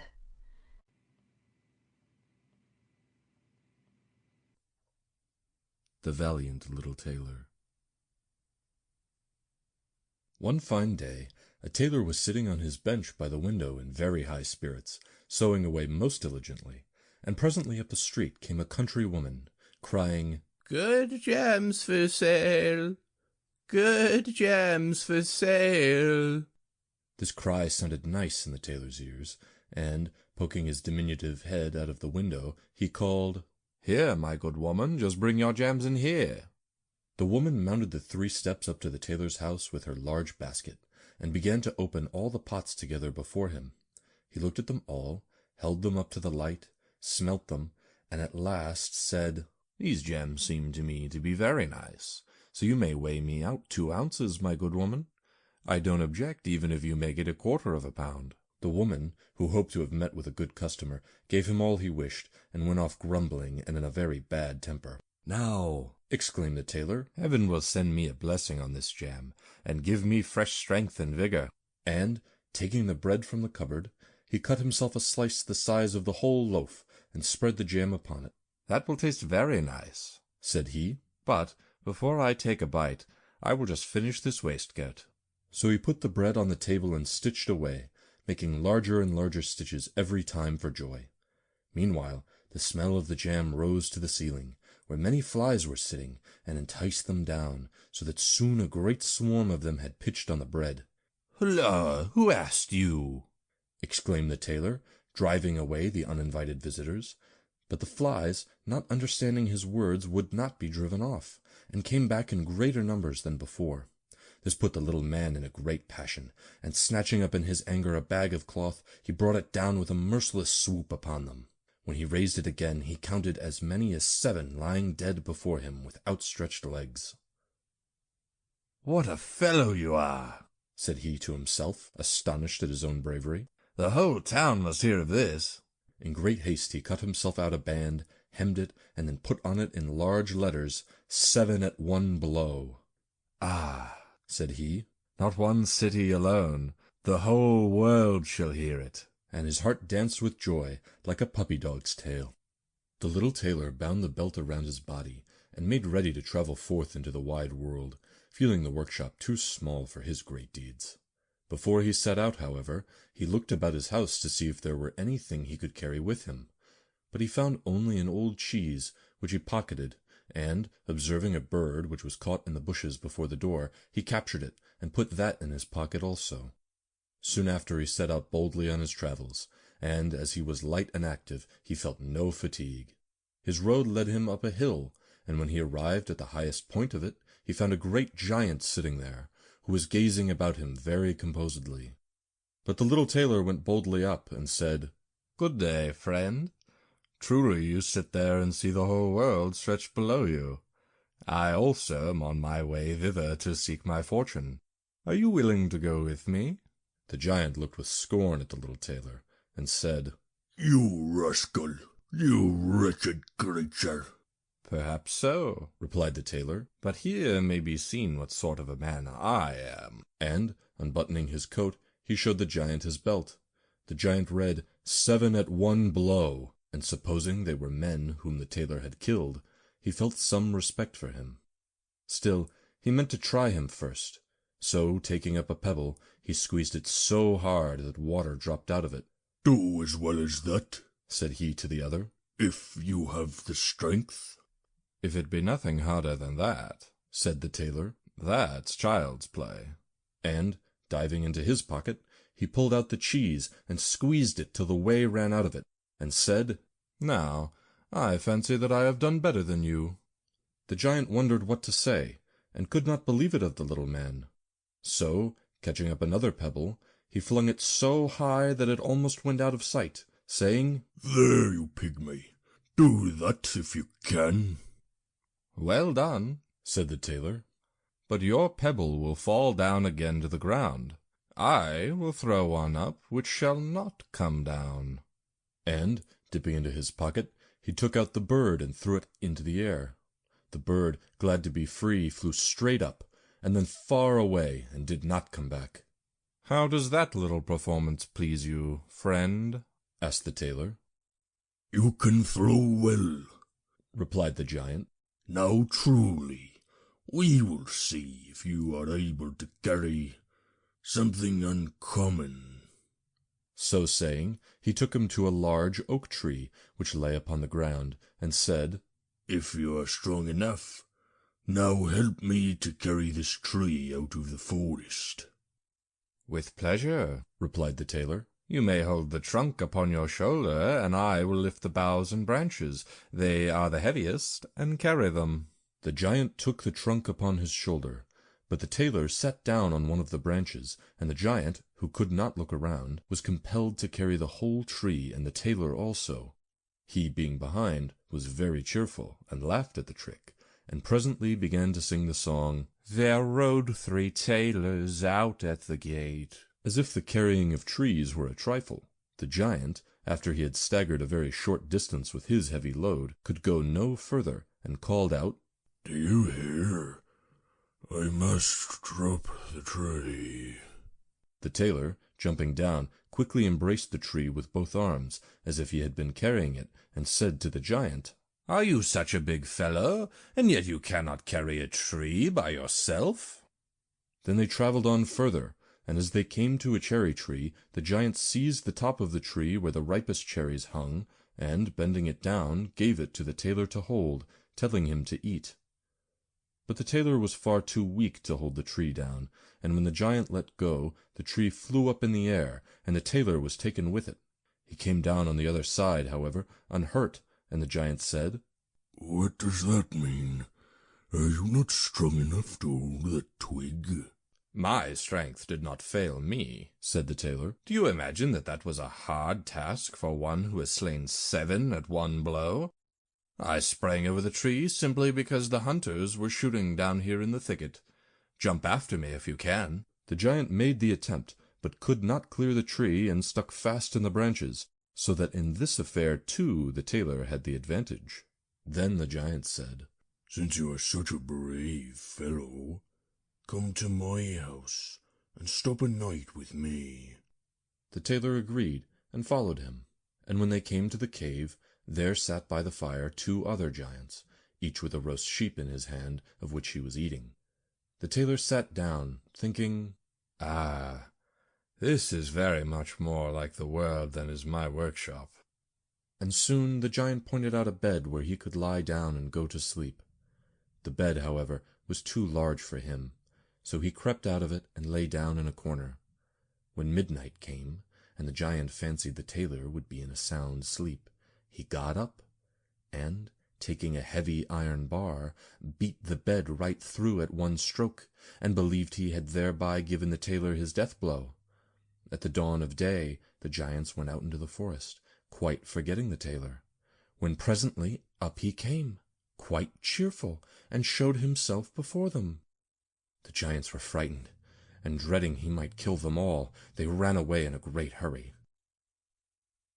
The tailor travelled on, always following his nose, and after he had journeyed some long distance, he came into the courtyard of a royal palace, and feeling very tired, he laid himself down on the ground and went to sleep.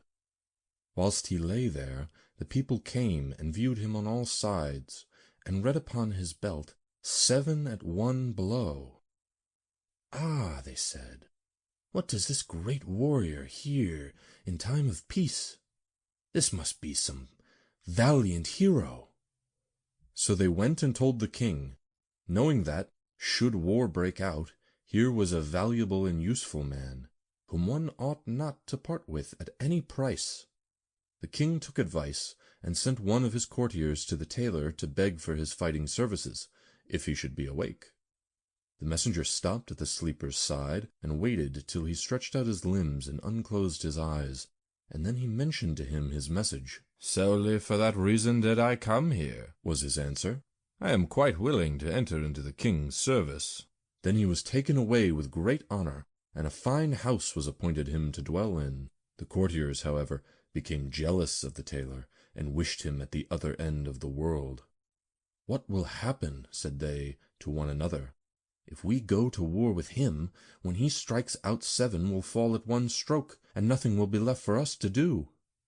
In their anger they came to the determination to resign, and they went all together to the king and asked his permission, saying, "We are not prepared to keep company with a man who kills 7 at one blow." The king was sorry to lose all his devoted servants for the sake of one, and wished that he had never seen the tailor, and would gladly have now been rid of him. He dared not, however, dismiss him, because he feared the tailor might kill him and all his subjects, and seat himself upon the throne. For a long time he deliberated, till finally he came to a decision, and, sending for the tailor, he told him that, seeing he was so great a hero, he wished to beg a favor of him. "In a certain forest in my kingdom," said the king, "there are 2 giants, who by murder, rapine, fire, and robbery have committed great damage, and no one approaches them without endangering his own life. If you overcome and slay both these giants, I will give you my only daughter in marriage, and half of my kingdom for a dowry. 100 knights shall accompany you, too, in order to render you assistance." "Ah, that is something for a man like me," thought the tailor to himself. "A lovely princess and half a kingdom are not offered to one every day." "Oh, yes," he replied, "I will soon settle these 2 giants, and 100 horsemen are not needed for that purpose. He who kills 7 at one blow has no fear of 2. Speaking thus, the little tailor set out, followed by the 100 knights, to whom he said, immediately they came to the edge of the forest, "You must stay here. I prefer to meet these giants alone." Then he ran off into the forest, peering about him on all sides, and after a while he saw the 2 giants sound asleep under a tree, snoring so loudly that the branches above them shook violently. The tailor, bold as a lion, filled both his pockets with stones and climbed up the tree. When he got to the middle of it, he crawled along a bough, so that he sat just above the sleepers, and then he let fall one stone after another upon the body of one of them. For some time the giant did not move, until, at last awaking, he pushed his companion, and said, "Why are you hitting me?" "You have been dreaming," he answered. "I did not touch you." So they laid themselves down again to sleep, and presently the tailor threw a stone down upon the other. "What is that?" he cried. "Why are you knocking me about?" "I did not touch you. You are dreaming," said the first. So they argued for a few minutes, but, both being very weary with the day's work, they soon went to sleep again. Then the tailor began his fun again, and, picking out the largest stone, threw it with all his strength upon the chest of the first giant. "This is too bad," he exclaimed, and, jumping up like a madman, he fell upon his companion, who considered himself equally injured, and they set to in such good earnest that they rooted up trees and beat one another about until they both fell dead upon the ground. Then the tailor jumped down, saying, "What a piece of luck they did not pull up the tree on which I sat, or else I must have jumped on another like a squirrel, for I am not used to flying." Then he drew his sword, and, cutting a deep wound in the breast of both, he went to the horsemen and said, "The deed is done. I have given each his death stroke. But it was a tough job, for in their defense they uprooted trees to protect themselves with. Still, all that is of no use when such an one as I come, who slew 7 at one stroke." "And are you not wounded?" they asked. "How can you ask me that? They have not injured a hair of my head," replied the little man. The knights could hardly believe him, till, riding into the forest, they found the giants lying dead, and the uprooted trees around them. Then the tailor demanded the promised reward of the king. But he repented of his promise, and began to think of some new plan to shake off the hero. "Before you receive my daughter and the half of my kingdom," said he to him, "you must execute another brave deed. In the forest there lives a unicorn that commits great damage. You must first catch him." "I fear a unicorn less than I did 2 giants.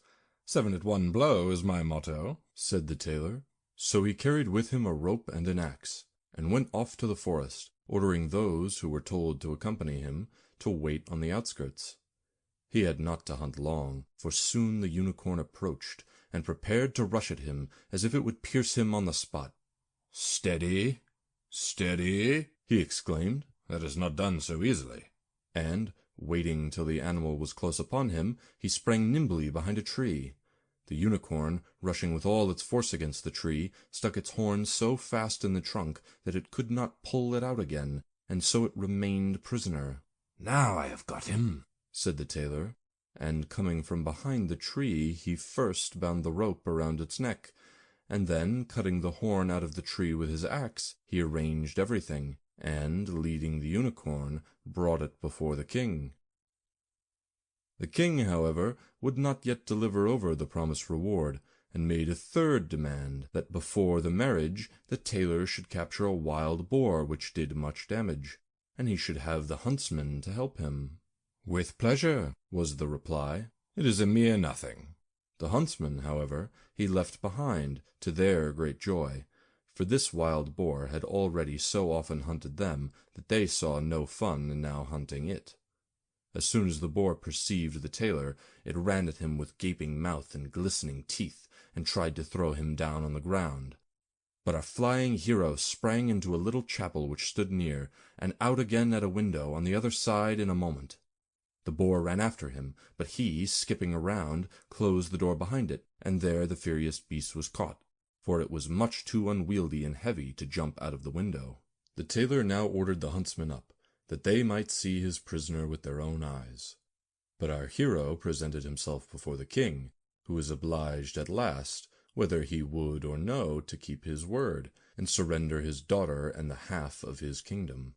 If he had known that it was no warrior, but only a tailor who stood before him, it would have grieved him still more.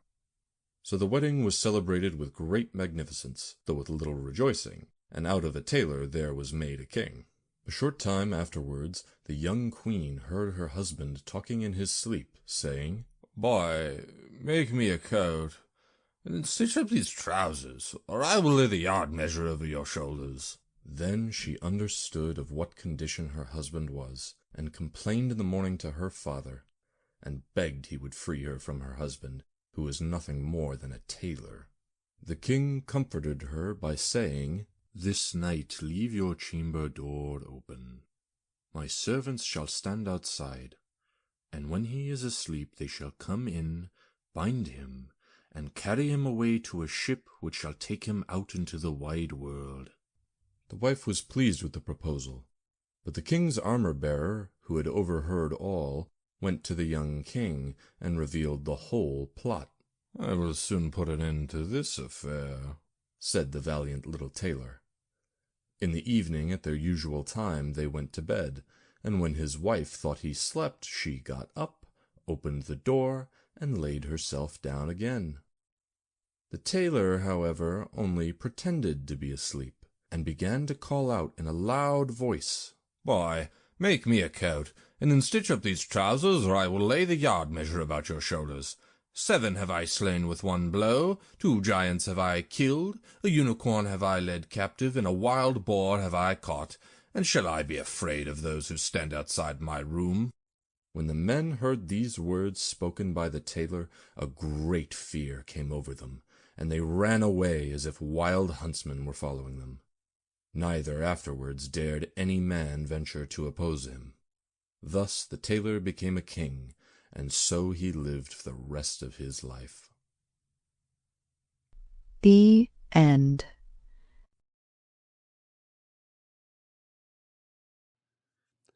Little Red Cap. Many years ago, there lived a dear little girl who was beloved by everyone who knew her. But her grandmother was so very fond of her that she never felt she could think and do enough to please this dear granddaughter, and she presented the little girl with a red silk cap, which suited her so well that she would never wear anything else, and so was called Little Red Cap. One day Red Cap's mother said to her, "Come, Red Cap, here is a nice piece of meat and a bottle of wine. Take these to your grandmother. She is weak and ailing, and they will do her good. Be there before she gets up. Go quietly and carefully." The grandmother lived far away in the wood, a long walk from the village, and as Little Red Cap came among the trees, she met a wolf, but she did not know what a wicked animal it was, and so she was not at all frightened. "Good morning, Little Red Cap," he said. "Thank you, Mr. Wolf," said she. "Where are you going so early, Little Red Cap?" "To my grandmother's," she answered. "And what are you carrying in that basket?" "Some wine and meat," she replied. "We baked the meat yesterday, so that grandmother, who is very weak, might have a nice strengthening meal." "And where does your grandmother live?" asked the wolf. "Oh, quite 20 minutes' walk further in the forest. The cottage stands under 3 great oak trees, and close by are some nut bushes, by which you will at once know it." The wolf was thinking to himself, "She is a nice tender thing, and will taste better than the old woman. I must act cleverly, that I may make a meal of both." Presently he came up again to Little Red Cap and said, "Just look at the beautiful flowers which grow around you. Why do you not look about you? I believe you don't hear how sweetly the birds are singing. You walk as if you were going to school. See how cheerful everything is about you in the forest."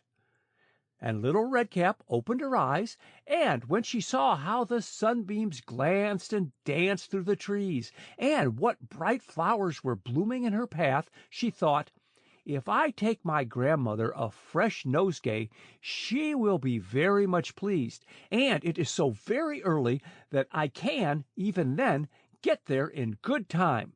And running into the forest, she looked about for flowers. But when she had once begun, she did not know how to leave off, and kept going deeper and deeper amongst the trees, looking for some still more beautiful flower. The wolf, however, ran straight to the house of the old grandmother and knocked at the door. "Who's there?" asked the old lady. "Only Little Red Cap, bringing you some meat and wine. Please open the door," answered the wolf. "Lift up the latch," cried the grandmother. "I am much too ill to get up myself." So the wolf lifted the latch, and the door flew open, and without a word he jumped onto the bed and gobbled up the poor old lady. Then he put on her clothes and tied her nightcap over his head, got into the bed and drew the blankets up over him. All this time Redcap was gathering flowers, and when she had picked as many as she could carry, she thought of her grandmother and hurried to the cottage. She wondered greatly to find the door open, and when she got into the room, she began to feel very ill and exclaimed, "How sad I feel! I wish I had not come today." Then she said, "Good morning," but received no reply. So she went up to the bed and drew back the curtains, and there lay her grandmother, as she imagined, with the cap drawn half over her eyes and looking very fierce. "Oh, grandmother, what great ears you have!" she said. "All the better to hear you with," was the reply. "And what great eyes you have!" "All the better to see you with." "And what great hands you have!" "All the better to touch you with." "But, grandmother, what very great teeth you have!" "All the better to eat you with." And hardly were the words spoken when the wolf made a jump out of bed and swallowed up poor little Redcap also. As soon as the wolf had thus satisfied his hunger, he laid himself down again on the bed and went to sleep and snored very loudly. A huntsman passing by overheard him and said, "How loudly that old woman snores! I must see if anything is the matter." So he went into the cottage, and when he came to the bed, he saw the wolf sleeping in it. "What! Are you here, you old rascal? I have been looking for you," exclaimed he, and, taking up his gun, he shot the old wolf through the head. But it is also said that the story ends in a different manner. For that one day, when Redcap was taking some presents to her grandmother, a wolf met her and wanted to mislead her, but she went straight on and told her grandmother that she had met a wolf who said "Good day," and who looked so hungrily out of his great eyes as if he would have eaten her up had she not been on the high road. So her grandmother said, "We will shut the door, and then he cannot get in." Soon after, up came the wolf, who tapped and exclaimed, "I am little Redcap, grandmother. I have some roast meat for you." But they kept quite quiet and did not open the door. So the wolf, after looking several times round the house, at last jumped on the roof, thinking to wait till Redcap went home in the evening, and then to creep after her and eat her in the darkness. The old woman, however, saw what the villain intended. There stood before the door a large stone trough, and she said to little Redcap, "Take this bucket, dear. Yesterday I boiled some meat in this water. Now pour it into the stone trough." Then the wolf sniffed the smell of the meat, and his mouth watered, and he wished very much to taste. At last he stretched his neck too far over, so that he lost his balance and fell down from the roof, right into the great trough below, and there he was drowned. The end.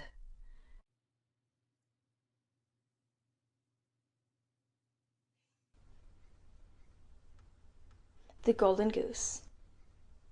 There was once a man who had 3 sons. The youngest was called Dummerly, and was on all occasions scorned and ill-treated by the whole family. It happened that the eldest took it into his head one day to go into the forest to cut wood, and his mother gave him a delicious meat pie and a bottle of wine to take with him, that he might sustain himself at his work. As he went into the forest, a little old man bid him good day, and said, "Give me a little bit of meat from your plate, and a little wine out of your flask.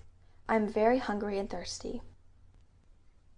But this clever young man said, "Give you my meat and wine? No, I thank you. There would not be enough left for me." And he went on his way. He soon began to chop down a tree, but he had not worked long before he missed a stroke and cut himself, and was obliged to go home and have the wound bound up. Now it was a little old man who caused him this mischief. Next the second son went out to work, and his mother gave him, too, a meat pie and a bottle of wine. And the same little old man encountered him also, and begged him for something to eat and drink. But he, too, thought himself extremely clever, and said, "Whatever you get, I shall be without, so go your way." The little man made sure that he should have his reward, and the second stroke that he struck at a tree hit him on the leg, so that he too was compelled to go home. Then Dummerly said, "Father, I should like to go and cut fuel too." But his father replied, "Your brothers have both maimed themselves. You had better stop at home, for you know nothing of the job." But Dummerly was very urgent, and at last his father said, "Go your way, you will be wiser when you have suffered for your foolishness." And his mother gave him only some dry bread and a bottle of sour ale. But when he went into the forest, he met the little old man, who said, "Give me some meat and drink, for I am very hungry and thirsty." Dummerly said, "I have nothing but dry bread and sour beer. If that will do for you, we will sit down and eat it together." So they sat down, and when the lad took out his bread, behold, it was turned into a splendid meat pie, and his sour beer became delicious wine. They ate and drank heartily, and when they had finished, the little man said, "As you have a kind heart, and have been willing to share everything with me, I will bring good to you. There stands an old tree. Chop it down, and you will find something at the root." Then he took his leave and went his way. Dummerly set to work and cut down the tree, and when it fell, he discovered in a hollow under the roots a goose with plumage of pure gold. He took it up and went on to an inn, where he proposed to sleep for the night. The landlord had 3 daughters, and when they saw the goose, they were very curious to find out what this wonderful bird could be, and wished very much to pluck one of the feathers out of its tail. At last the eldest said, "I must and will have a feather." So she waited till his back was turned, and then caught hold of the goose by the wing. But to her great surprise, there she stuck, for neither hand nor finger could she pull away again. Presently in came the second sister, and thought to have a feather too, but the instant she touched her sister, there she too hung fast. At last came the third, and desired a feather. But the other 2 cried out, "Keep away, for heaven's sake, keep away." However, she did not understand what they meant. "If they are there," thought she, "I may as well be there too." So she went up to them. But the moment she touched her sisters, she stuck fast, and hung to the goose as they did. And so they abode with the goose all night. The next morning Dummerly carried off the goose under his arm, and took no heed of the 3 girls, but went out with them sticking fast behind. And wherever he journeyed, the 3 were obliged to follow, whether they wished or not, as fast as their legs could carry them. In the middle of a field the parson met them, and when he saw the procession, he said, "Are you not ashamed of yourselves, you bold girls, to run after the young man like that over the fields? Is that proper behavior?" Then he took the youngest by the hand to lead her away. But the moment he touched her, he, too, hung fast, and followed in the procession. Presently up came the clerk, and when he saw his master, the parson, running after the 3 girls, he was greatly surprised, and said, "Hollo, hollo, your reverence! Whither so fast? There is a christening to-day." Then he ran up and caught him by the gown, and instantly he was fast too. As the 5 were thus trudging along, one after another, they met 2 labourers with their mattocks coming from work, and the parson called out to them to set him free. But hardly had they touched him, when they, too, joined the ranks, and so made 7, all running after Dummerly and his goose. At last they came to a city, where reigned a king who had an only daughter. The princess was of so thoughtful and serious a turn of mind that no one could make her laugh, and the king had announced to all the world that whoever could make her laugh should have her for his wife.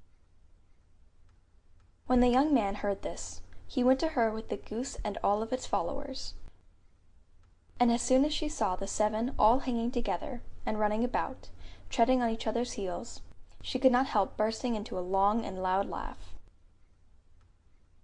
Then Dummerly claimed her for his bride. The wedding took place, and he was heir to the kingdom, and lived long and happily with his wife. The end.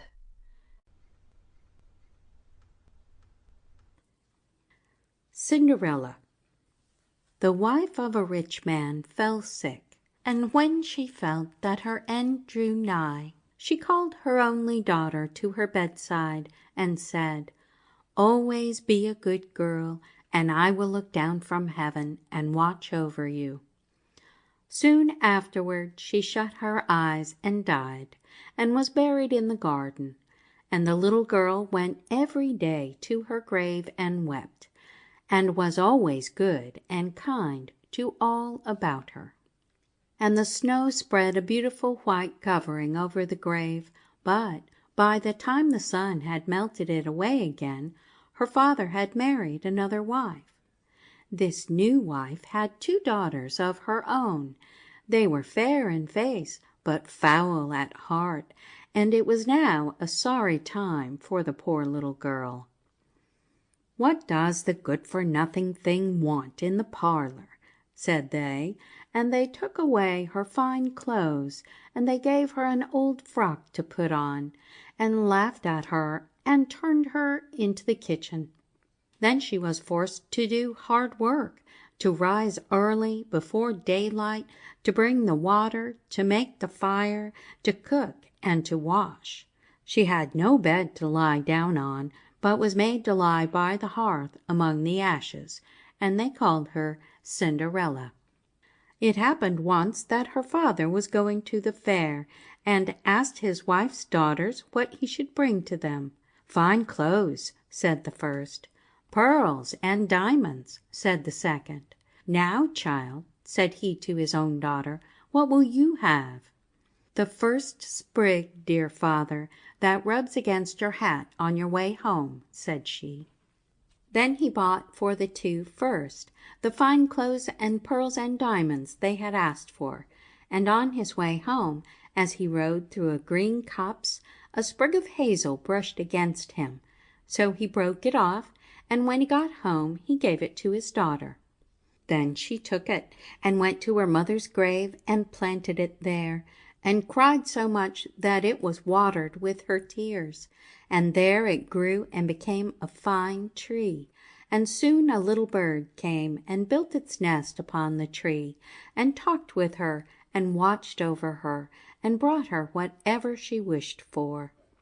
Now it happened that the king of the land held a feast which was to last 3 days, and out of those who came to it his son was to choose a bride for himself, and Cinderella's 2 sisters were asked to come.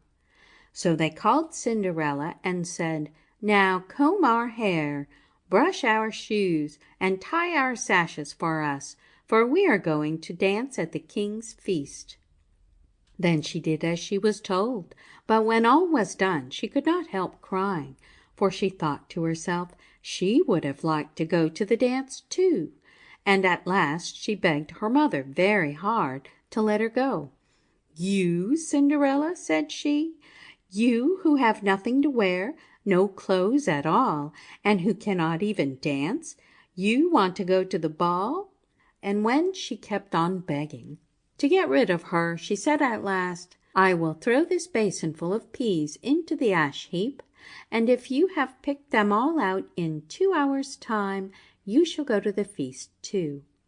Then she threw the peas into the ashes, but the little maiden ran out at the back door into the garden and cried out, "Hither, thither, through the sky, turtle doves and linnets fly, blackbird, thrush, and chaffinch gay, hither, thither, haste away, one and all, come, help me quick, haste ye, pick, pick, pick."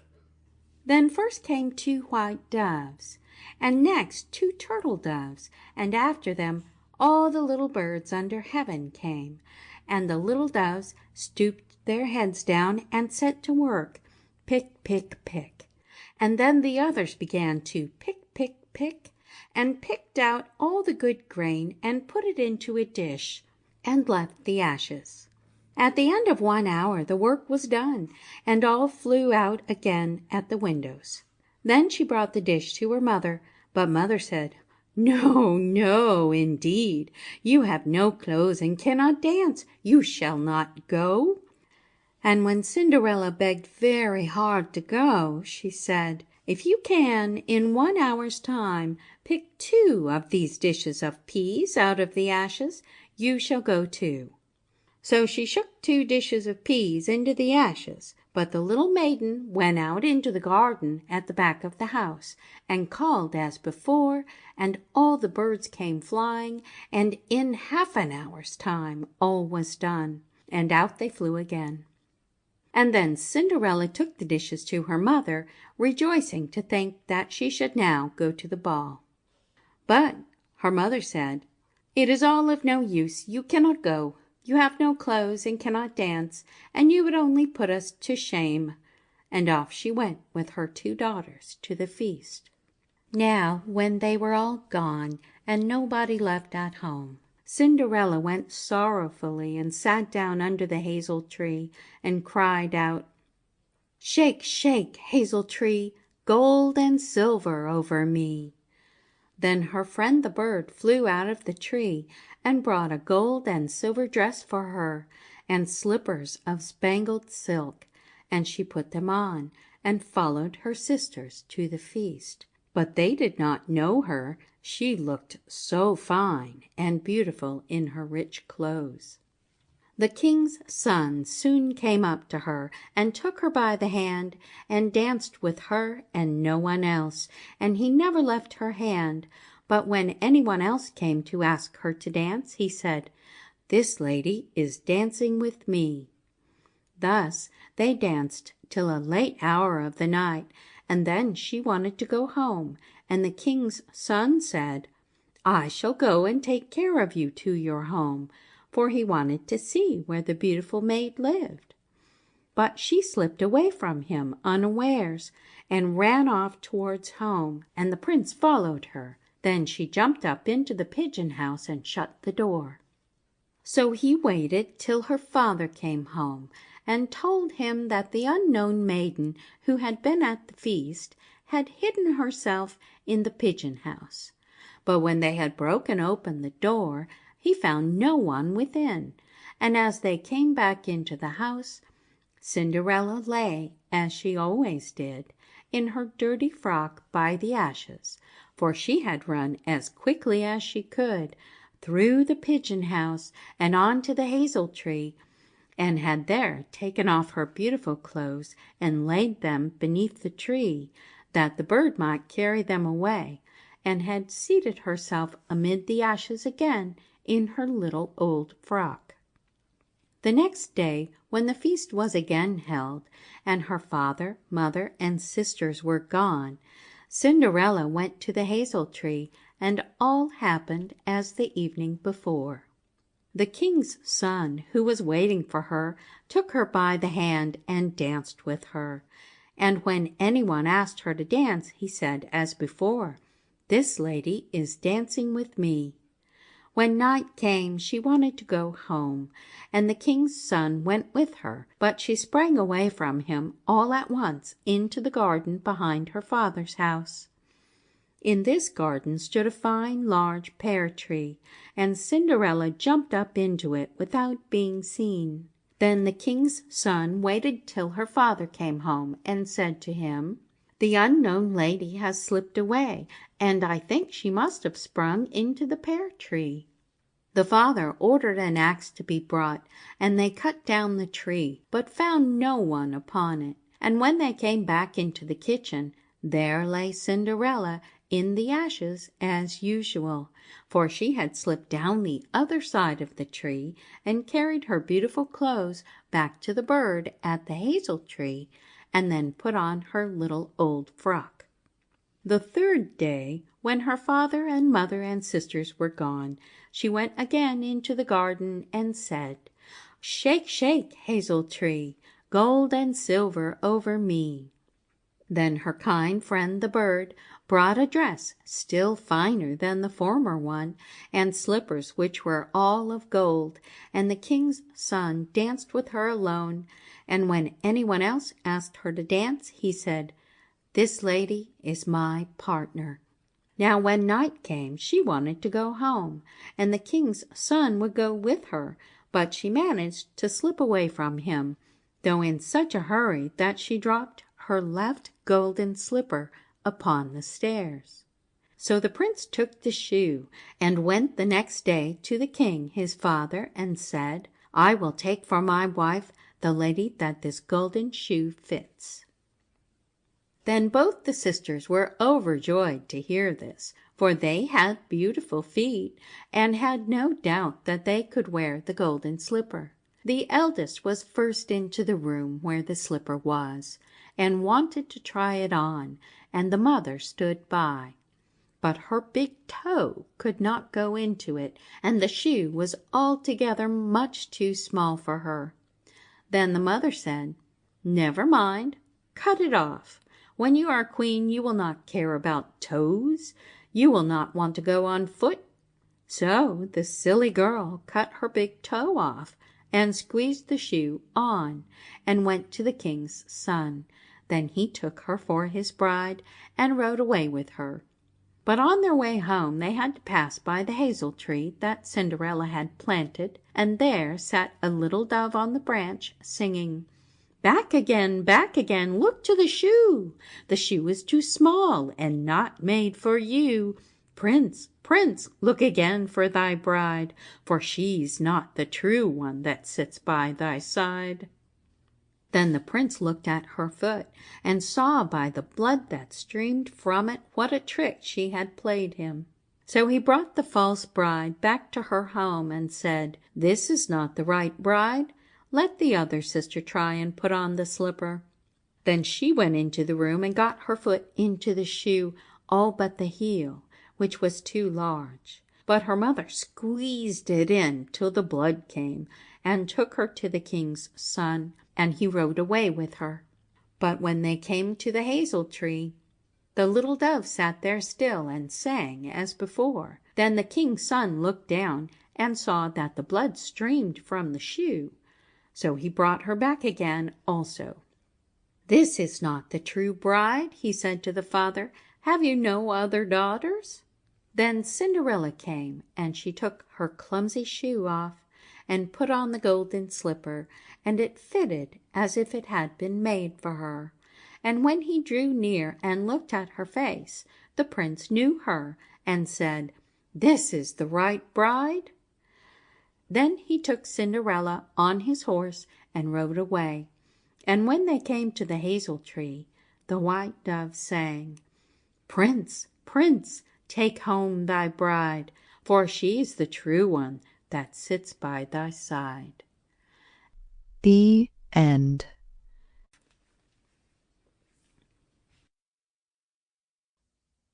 Faithful John. Once upon a time there lived an old king who fell very sick and thought he was lying upon his deathbed. So he said, "Let faithful John come to me." This faithful John was his affectionate servant, and was so called because he had been true to him all his lifetime. As soon as John came to the bedside, the king said, "My faithful John, I feel that my end approaches, and I have no other care than about my son, who is still so young that he cannot always guide himself aright. If you do not promise to instruct him in everything he ought to know, and to be his guardian, I cannot close my eyes in peace." Then John answered, "I will never leave him. I will always serve him truly, even if it costs me my life." So the old king was comforted, and said, "Now I can die in peace.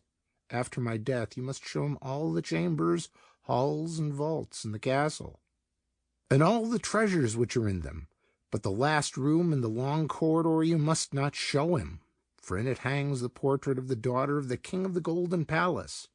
If he sees her picture, he will conceive a great love for her, and will fall down in a swoon, and on her account undergo great perils. Therefore you must keep him away." The faithful John pressed his master's hand again in token of assent, and soon after the king laid his head upon the pillow and expired. After the old king had been borne to his grave, the faithful John related to the young king all that his father had said upon his deathbed, and declared, "All this I will certainly fulfill. I will be as true to you as I was to him, if it costs me my life." When the time of mourning was past, John said to the young king, "It is now time for you to see your inheritance. I will show you your paternal castle." So he led the king all over it, upstairs and downstairs, and showed him all the riches and all the splendid chambers. Only one room he did not open, containing the perilous portrait, which was so placed that one saw it directly the door was opened. And, moreover, it was so beautifully painted that one thought it breathed and moved. Nothing in all the world could be more lifelike or more beautiful.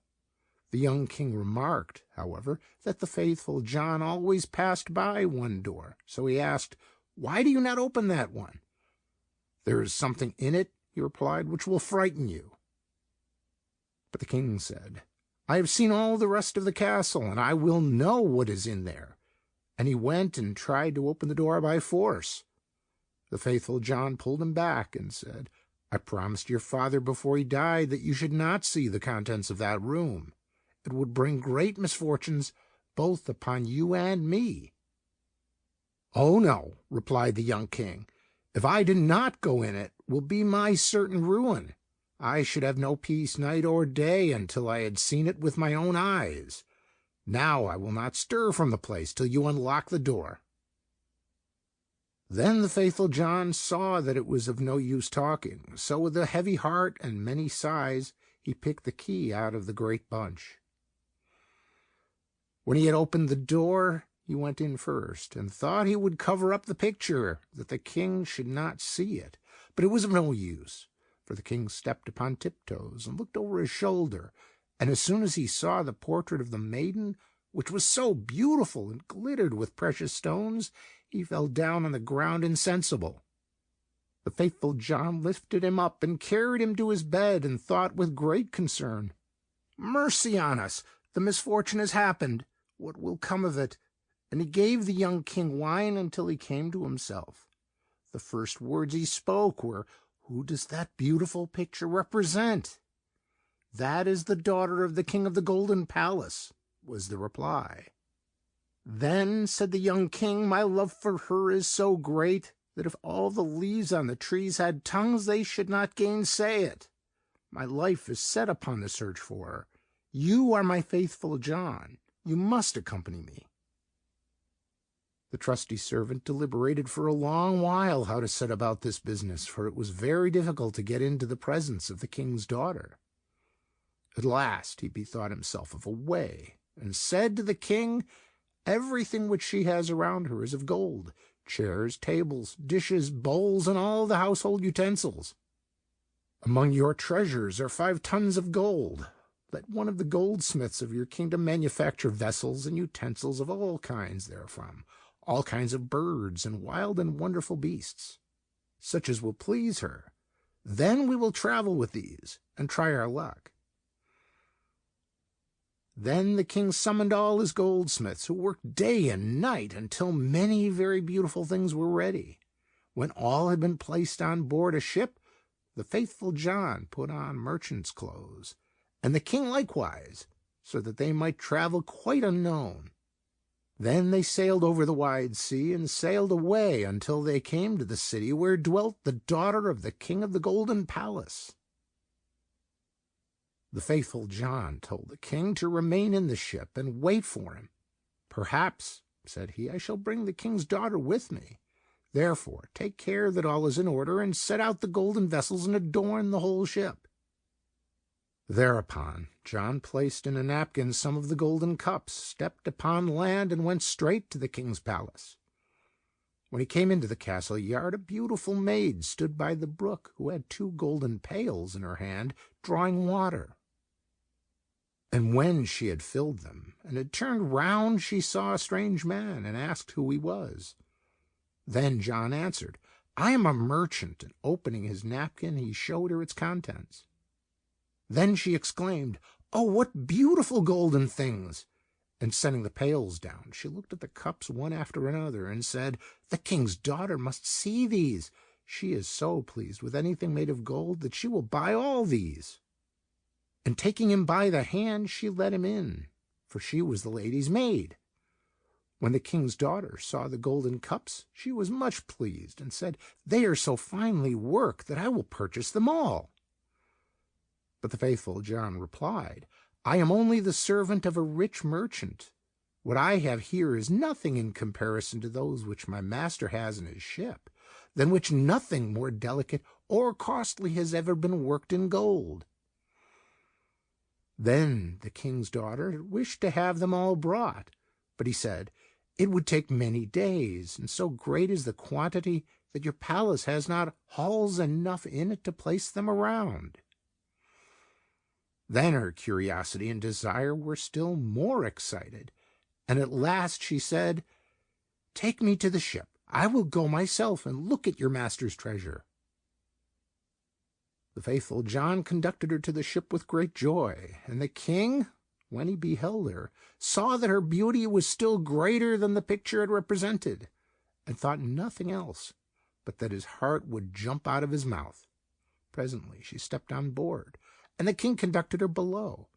But the faithful John remained on deck by the steersman, and told him to unmoor the ship, and put on all the sail he could, that it might fly as a bird through the air.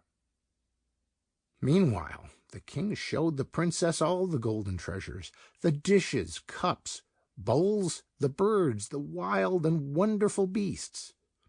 Many hours passed away while she looked at everything, and in her joy she did not remark that the ship sailed on and on. As soon as she had looked at the last and thanked the merchant, she wished to depart. But when she came on deck, she perceived that they were upon the high sea, far from the shore, and were hastening on with all sail. Ah! She exclaimed in a fright, I am betrayed! I am carried off and taken away in the power of a strange merchant. I would rather die. But the king, taking her by the hand, said, I am not a merchant, but a king, thine equal in birth. It is true that I have carried thee off, but that is because of my overwhelming love for thee. Dost thou know that when I first saw the portrait of thy beauteous face, I fell down in a swoon before it? When the king's daughter heard these words, she was reassured, and her heart was inclined toward him, so that she willingly became his bride. While they thus went on their voyage on the high sea, it happened that the faithful John, as he sat on the deck of the ship playing music, saw 3 crows in the air, who came flying toward them. He stopped playing and listened to what they were saying to each other, for he understood them perfectly. The first one exclaimed, There he is, carrying home the daughter of the king of the golden palace. But he is not home yet, replied the second. But he has her, said the third. She is sitting by him in the ship. Then the first began again and exclaimed, What matters that?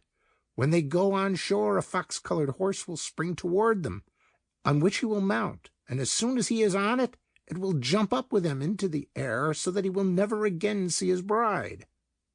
The second one asked, Is there no escape?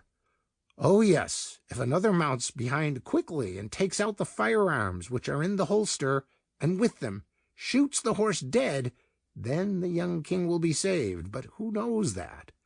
And if anyone does know it, and tells him, such a one will be turned to stone from the toe to the knee. Then the second spoke again. I know still more. If the horse should be killed, the young king will not then retain his bride, for when they come into the castle, a beautiful bridal shirt will lie there upon a dish, and seem to be woven of gold and silver, but it is nothing but sulphur and pitch. And if he puts it on, it will burn him to his marrow and bones. Then the third crow asked, Is there no escape? Oh, yes, answered the second. If someone takes up the shirt with his glove on and throws it into the fire so that it is burnt, the young king will be saved. But what does that signify? Whoever knows it and tells him will be turned to stone from his knee to his heart. Then the third crow spoke. I know still more. Even if the bridal shirt be consumed, still the young king will not retain his bride. For if after the wedding a dance is held, while the young queen dances, she will suddenly turn pale and fall down as if dead. And if someone does not raise her up, and take 3 drops of blood from her right breast, and throw them away, she will die. But whoever knows this, and tells it, will have his whole body turned to stone, from the crown of his head to the toes of his feet. After the crows had thus talked with one another, they flew away, and the trusty John, who had perfectly understood all they had said, was from that time very quiet and sad. For if he concealed from his master what he had heard, misfortune would happen to him, and if he told him all, he must give up his own life. But at last he thought, I will save my master even if I destroy myself. As soon as they came on shore, it happened just as the crow had foretold, and an immense fox-red horse sprang up. Capital, said the king, this shall carry me to my castle. And he tried to mount, but the faithful John came straight up, and swinging himself quickly on, drew the firearms out of the holster and shot the horse dead. Then the other servants of the king, who were not on good terms with the faithful John, exclaimed, How shameful to kill the beautiful creature which might have borne the king to the castle. But the king replied, Be silent and let him go. He is my very faithful John. Who knows the good he may have done? Now they went into the castle, and there stood a dish in the hall, and the splendid bridal shirt lay in it, and seemed nothing else than gold and silver. The young king went up to it, and wished to take it up, but the faithful John pushed him away, and taking it up with his gloves on, bore it quickly to the fire, and let it burn. The other servants thereupon began to murmur, saying, See now, he is burning the king's bridal shirt. But the young king replied, Who knows what good he has done? Let him alone. He is my faithful John. Soon after, the wedding was celebrated, and a grand ball was given, and the bride began to dance. So the faithful John paid great attention and watched her countenance. All at once she grew pale and fell as if dead to the ground. Then he sprang up hastily, raised her up, and bore her to a chamber, where he laid her down, kneeled beside her, and drawing 3 drops of blood out of her right breast, threw them away. As soon as she breathed again, she raised herself up. But the young king had witnessed everything, and not knowing why the faithful John had done this, was very angry, and called out, Throw him into prison. The next morning the trusty John was brought up for trial, and led to the gallows. And as he stood upon them, and was about to be executed, he said, Every one condemned to die may once before his death speak. Shall I also have that privilege? Yes, answered the king, it shall be granted you. Then the faithful John replied, I have been unrighteously judged, and have always been true to you. And he narrated the conversation of the crows, which he heard at sea, and how, in order to save his master, he was obliged to do all he had done. Then the king cried out, Oh, my most trusty John, pardon, pardon, lead him away. But the trusty John had fallen down at the last word, and was turned into stone. At this event, both the king and the queen were in great grief, and the king thought, Ah, how wickedly have I rewarded his great fidelity! And he had the stone statue raised up and placed in his sleeping chamber near his bed. And as often as he looked at it, he wept and said, Ah, could I bring you back to life again, my faithful John? After some time had passed, the queen bore twins, 2 little sons, who were her great joy. Once, when the queen was in church, and the 2 children at home playing by their father's side, he looked up at the stone statue full of sorrow, and exclaimed with a sigh, Ah, could I restore you to life, my faithful John? At these words the statue began to speak, saying, Yes, you can make me alive again if you will bestow on me that which is dearest to you. The king replied, "All that I have in the world I will give up for you." The statue spake again, "If you with your own hand cut off the heads of both your children and sprinkle me with their blood, I shall be brought to life again." The king was terrified when he heard that he must himself kill his 2 dear children, but he remembered his servant's great fidelity and how the faithful John had died for him, and drawing his sword, he cut off the heads of both his children with his own hand. And as soon as he had sprinkled the statue with blood, life came back to it, and the trusty John stood again alive and well before him, and said, "Your faith shall not go unrewarded." And taking the heads of the 2 children, he set them on again, and anointed their wounds with their blood, and thereupon they healed again in a moment, and the children sprang away and played as if nothing had happened. Now the king was full of happiness, and as soon as he saw the queen coming, he hid the faithful John and both the children in a great closet. As soon as she came in, he said to her, "Have you prayed in the church?" "Yes," she answered, "but I thought continually of the faithful John, who has come to such misfortune through us."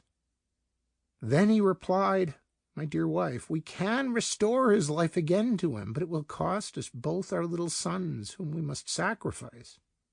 The queen became pale and was terrified at heart, but she said, "We are guilty of his life on account of his great fidelity."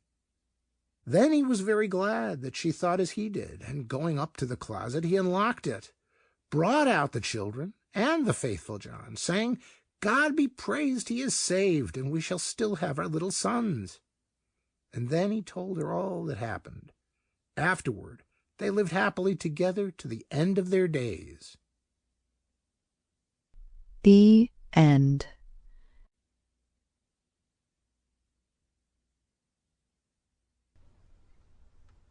The Water of Life. Once upon a time there was a king who was so ill that everybody despaired of his life, and his 3 sons were very sorry, and went out into the palace gardens to weep. There they met an old man, who asked the cause of their grief, and they told him their father was so ill that he must die, for nothing could save him. The old man said, "I know a means of saving him. If he drinks of the water of life, it will restore him to health, but it is very difficult to find." "I will soon find it," said the eldest son, and going to the sick king, he begged his permission to set out in search of the water of life, which alone could save him. "No, the danger is too great," said the king. "I prefer to die." Nevertheless, the son begged and entreated so long that the king consented, and the prince went away, thinking in his own heart, "If I bring this water, I am the dearest to my father, and I shall inherit his kingdom." After he had ridden a long way, he met a dwarf on the road, who asked him, "Whither away so quickly?" "You stupid dandy-prat," replied the prince proudly, "why should I tell you that?" And he rode off. But the little man was angry, and he wished an evil thing, so that, soon after, the prince came into a narrow mountain pass, and the farther he rode the narrower it grew, till at last it was so close that he could get no farther. But neither could he turn his horse round, nor dismount, and he sat there like one amazed. Meanwhile the sick king waited a long while for him, but he did not come. And the second son asked leave to go too and seek the water, for he thought to himself, "If my brother is dead, the kingdom comes to me." At first the king refused to spare him, but he gave way, and the prince set out on the same road as the elder one had taken, and met also the same dwarf, who stopped him and asked him, "Whither ride you so hastily?" "Little dandy-prat," replied the prince, "what do you want to know for?" And he rode off without looking round. The dwarf, however, enchanted him, and it happened to him as it had to his brother. He came to a defile where he could move neither forward nor backward. Such is the fate of all haughty people.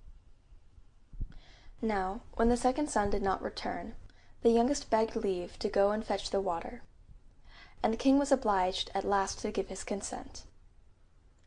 When he met the dwarf, and was asked whither he was going so hurriedly, he stopped and replied, "I seek the water of life, for my father is sick unto death." "Do you know where to find it?" asked the dwarf. "No," replied the prince. "Since you have behaved yourself as you ought," said the dwarf, "and not haughtily like your false brothers, I will give you information, and show you where you may obtain the water of life.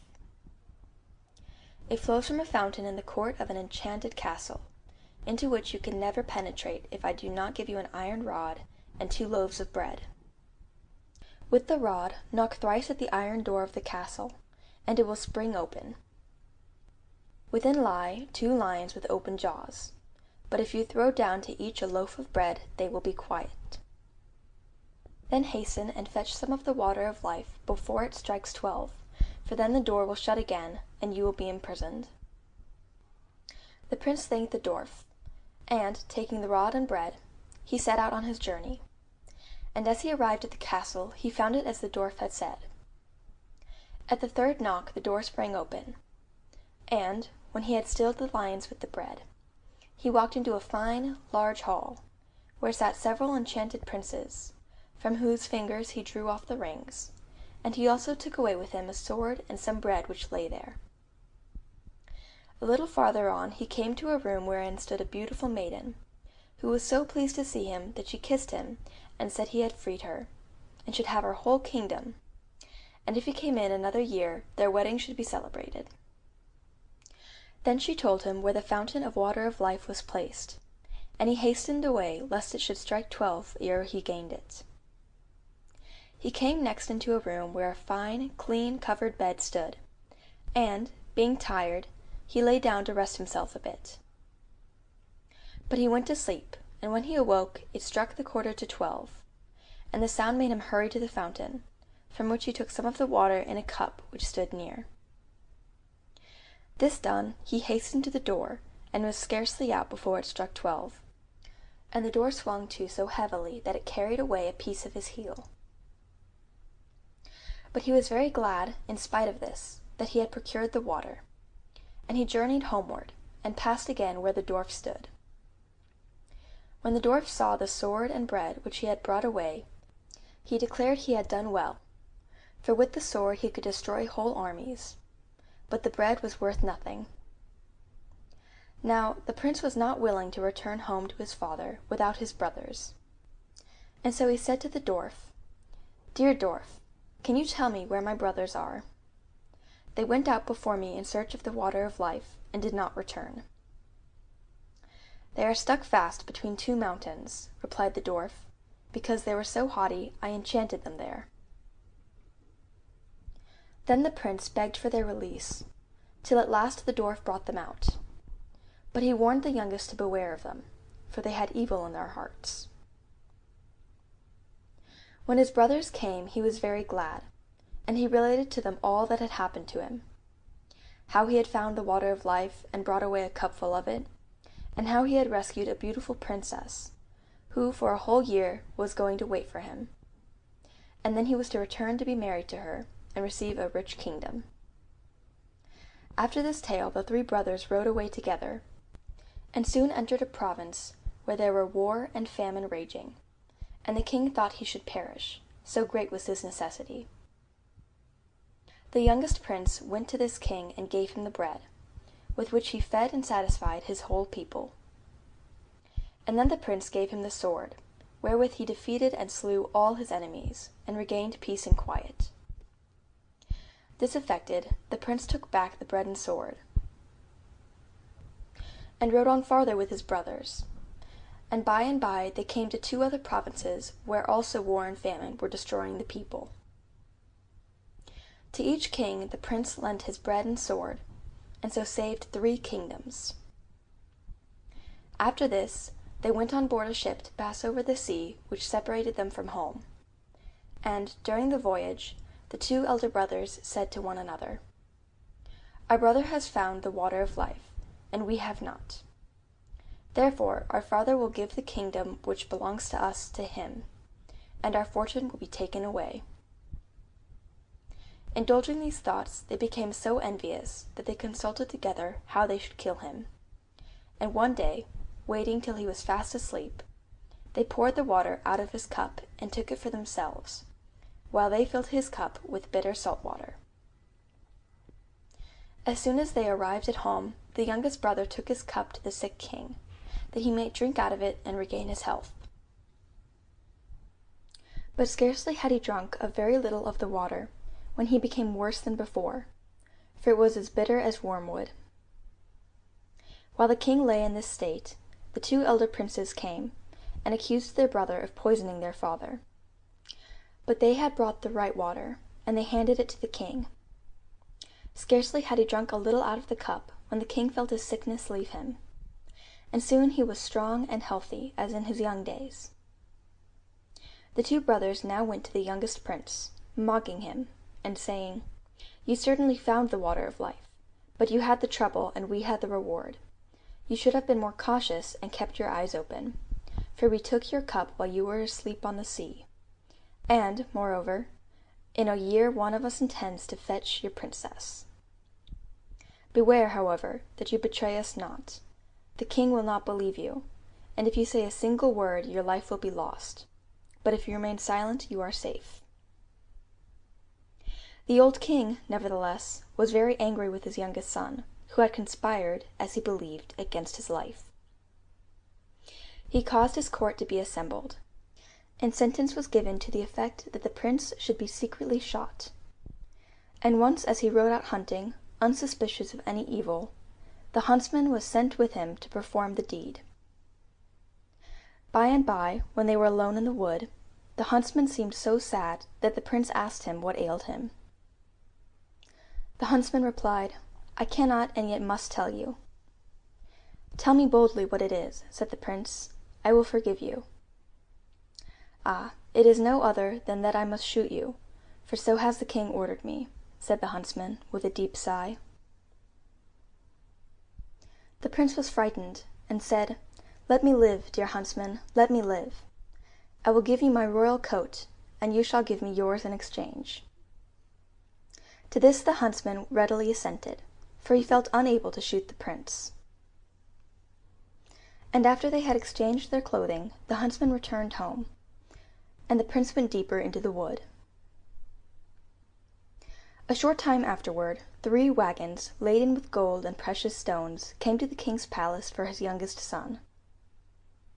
They were sent by the 3 kings in token of gratitude for the sword which had defeated their enemies, and the bread which had nourished their people.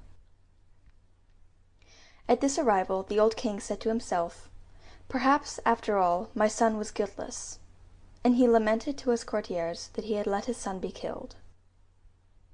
But the huntsman cried out, "He lives yet, for I could not find it in my heart to fulfill your commands," and he told the king how it had happened. The king felt as if a stone had been removed from his heart, and he caused it to be proclaimed everywhere, throughout his dominions, that his son might return and would again be taken into favor. Meanwhile, the princess had caused a road to be made up to her castle of pure shining gold, and she told her attendants that whoever should ride straight up this road would be the right person, and one whom they might admit into the castle. But, on the contrary, whoever should ride up not on the road, but by the side, they were ordered on no account to admit, for he was not the right person. When, therefore, the time came round which the princess had mentioned to the youngest prince, the eldest brother thought he would hasten to her castle and announce himself as his deliverer, that he might gain her as a bride and the kingdom besides. So he rode away, and when he came in front of the castle, and saw the fine golden road, he thought it would be a shame to ride thereon, and so he turned to the left hand and rode up out of the road. But as he came up to the door, the guards told him he was not the right person, and he must ride back again. Soon afterward the second prince also set out, and he, likewise, when he came to the golden road, and his horse set its 4 feet upon it, thought it would be a pity to travel upon it. So he turned aside to the right hand and went up. When he came to the gate, the guards refused him admittance, and told him he was not the person expected, and so he had to return homeward. The youngest prince, who had all this time been wandering about in the forest, had also remembered that the year was up, And soon after his brother's departure he appeared before the castle and rode up straight on the golden road, for he was so deeply engaged in thinking of his beloved princess that he did not observe it. As soon as he arrived at the door it was opened, and the princess received him with joy, saving he was her deliverer and the lord of her dominions. Soon after their wedding was celebrated, and when it was over the princess told her husband that his father had forgiven him and desired to see him. Thereupon he rode to the old king's palace, and told him how his brothers had betrayed him while he slept, and had sworn him to silence. When the king heard this he would have punished the false brothers, but they had prudently taken themselves off in a ship, and they never returned home afterward. The End.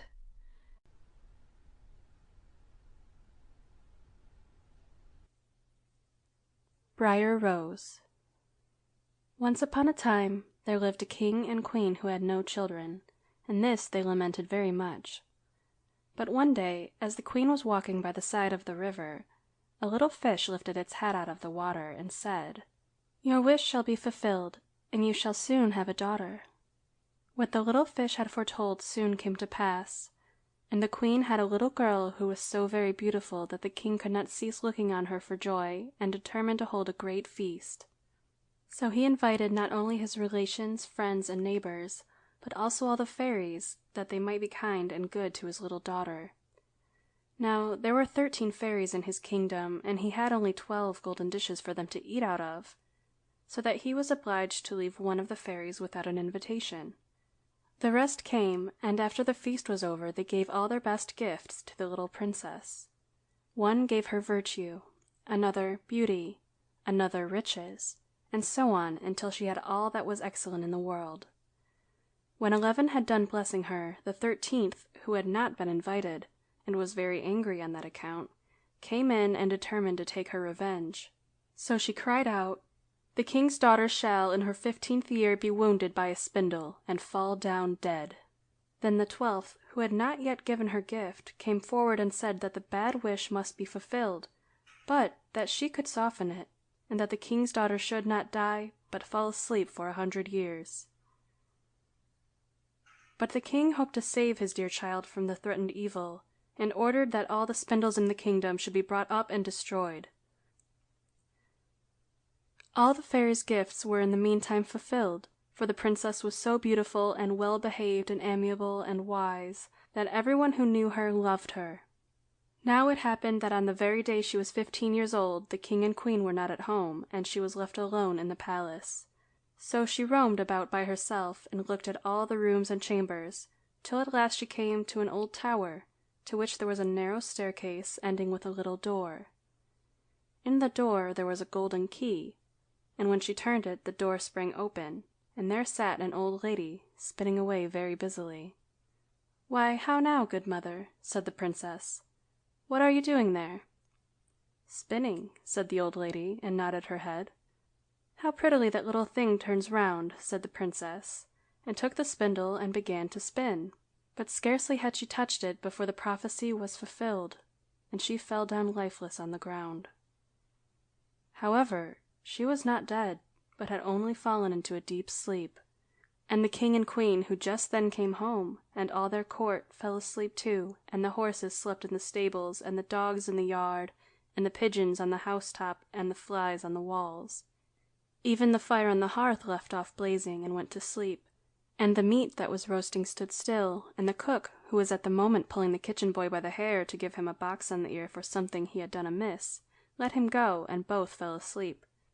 And so everything stood still and slept soundly.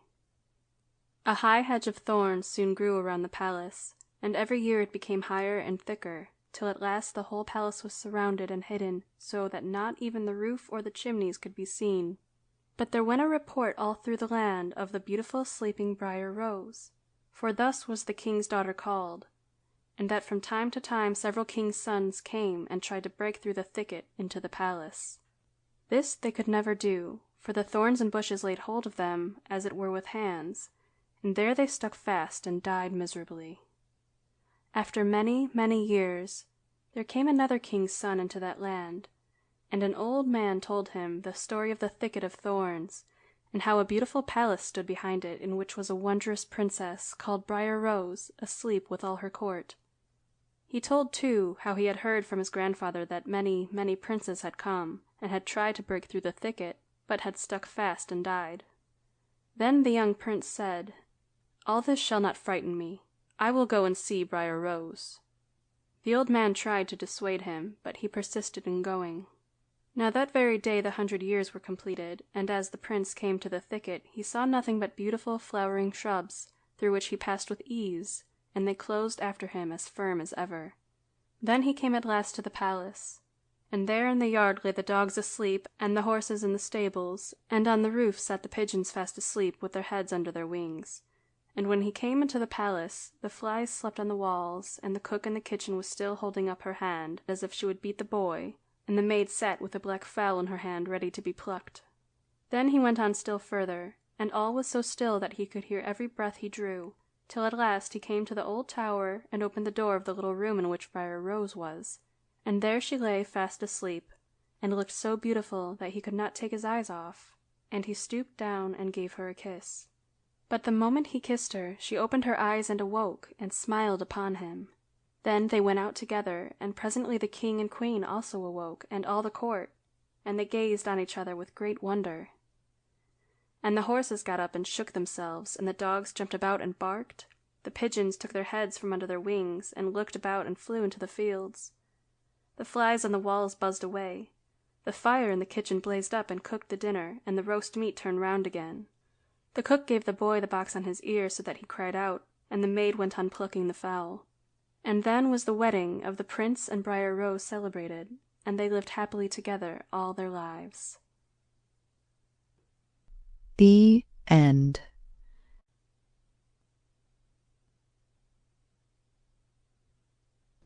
The 6 Swans. A king was once hunting in a large wood, and pursued his game so hotly that none of his courtiers could follow him. But when evening approached he stopped, and looking around him perceived that he had lost himself. He sought a path out of the forest, but could not find one, and presently he saw an old woman with a nodding head, who came up to him. "My good woman," said he to her, "can you not show me the way out of the forest?" "Oh yes, my lord king," she replied. "I can do that very well, but upon one condition, which if you do not fulfil, you will never again get out of the wood, but will die of hunger." "What, then, is this condition?" asked the king. "I have a daughter," said the old woman, "who is as beautiful as anyone you can find in thy whole world, and well deserves to be your bride. Now, if you will make her your queen, I will show you your way out of the wood." In the anxiety of his heart the king consented, and the old woman led him to her cottage, where the daughter was sitting by the fire. She received the king as if she had expected him, and he saw at once that she was very beautiful, but yet she did not quite please him, for he could not look at her without a secret shuddering. However, he took the maiden upon his horse, and the old woman showed him the way, and the king arrived safely at his palace, where the wedding was to be celebrated.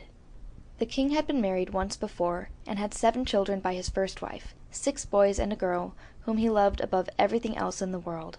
He became afraid, soon, that the stepmother might not treat his children very well, and might even do them some great injury, so he took them away to a lonely castle which stood in the midst of a forest. The castle was so entirely hidden, and the way to it was so difficult to discover, that he himself could not have found it if a wise woman had not given him a ball of cotton which had the wonderful property, when he threw it before him, of unrolling itself and showing him the right path. The king went, however, so often to see his dear children, that the queen, noticing his absence, became inquisitive, and wished to know what he went to fetch out of the forest. So she gave his servants a great quantity of money, and they disclosed to her the secret, and also told her of the ball of cotton which alone could show her the way. She had now no peace until she discovered where this ball was concealed, and then she made some fine silken shirts, and, as she had learnt of her mother, she sewed within each a charm.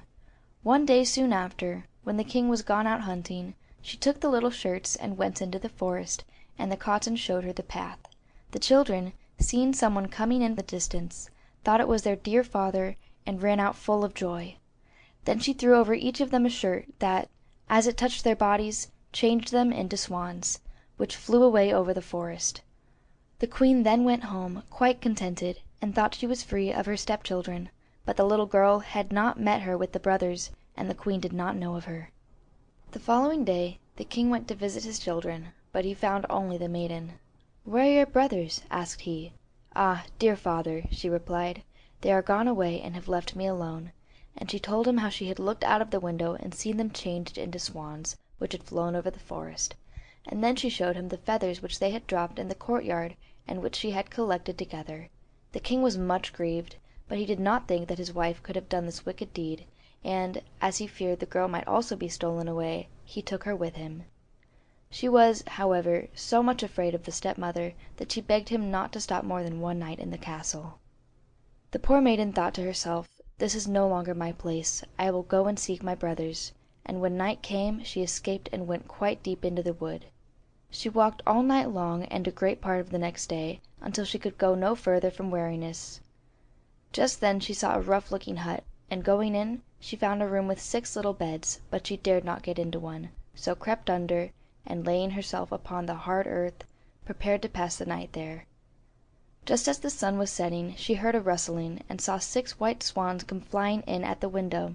They settled on the ground and began blowing one another until they had blown all their feathers off, and their swan's down slipped from them like a shirt. Then the maiden knew them at once for her brothers, and gladly crept out from under the bed, and the brothers were not less glad to see their sister, but their joy was of short duration. "Here you must not stay," said they to her.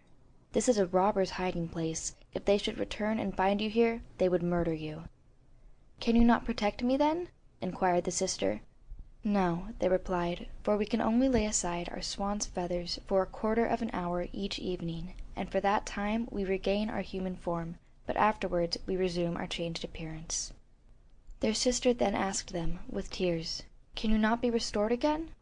"Oh no," replied they, "the conditions are too difficult. For 6 long years you must neither speak nor laugh, and during that time you must sew together for us 6 little shirts of star flowers, and should there fall a single word from your lips, then all your labor will be in vain." Just as the brothers finished speaking, the quarter of an hour elapsed, and they all flew out of the window again like swans. The little sister, however, made a solemn resolution to rescue her brothers, or die in the attempt, and she left the cottage, and, penetrating deep into the forest, passed the night amid the branches of a tree. The next morning she went out and collected the star flowers to sew together. She had no one to converse with, and for laughing she had no spirits, so there up in the tree she sat, intent upon her work.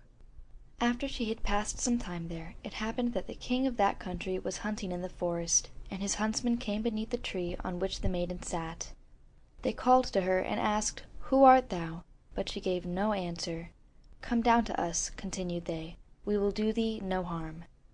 She simply shook her head, and when they pressed her further with questions, she threw down to them her gold necklace, hoping therewith to satisfy them. They did not, however, leave her, and she threw down her girdle, but in vain, and even her rich dress did not make them desist. At last the huntsman himself climbed the tree and brought down the maiden, and took her before the king. The king asked her, "Who art thou? What dost thou upon that tree?" But she did not answer, and then he questioned her in all the languages that he knew, but she remained dumb to all, as a fish. Since, however, she was so beautiful, the king's heart was touched, and he conceived for her a strong affection. Then he put around her his cloak, and, placing her before him on his horse, took her to his castle. There he ordered rich clothing to be made for her, and, although her beauty shone as the sunbeams, not a word escaped her.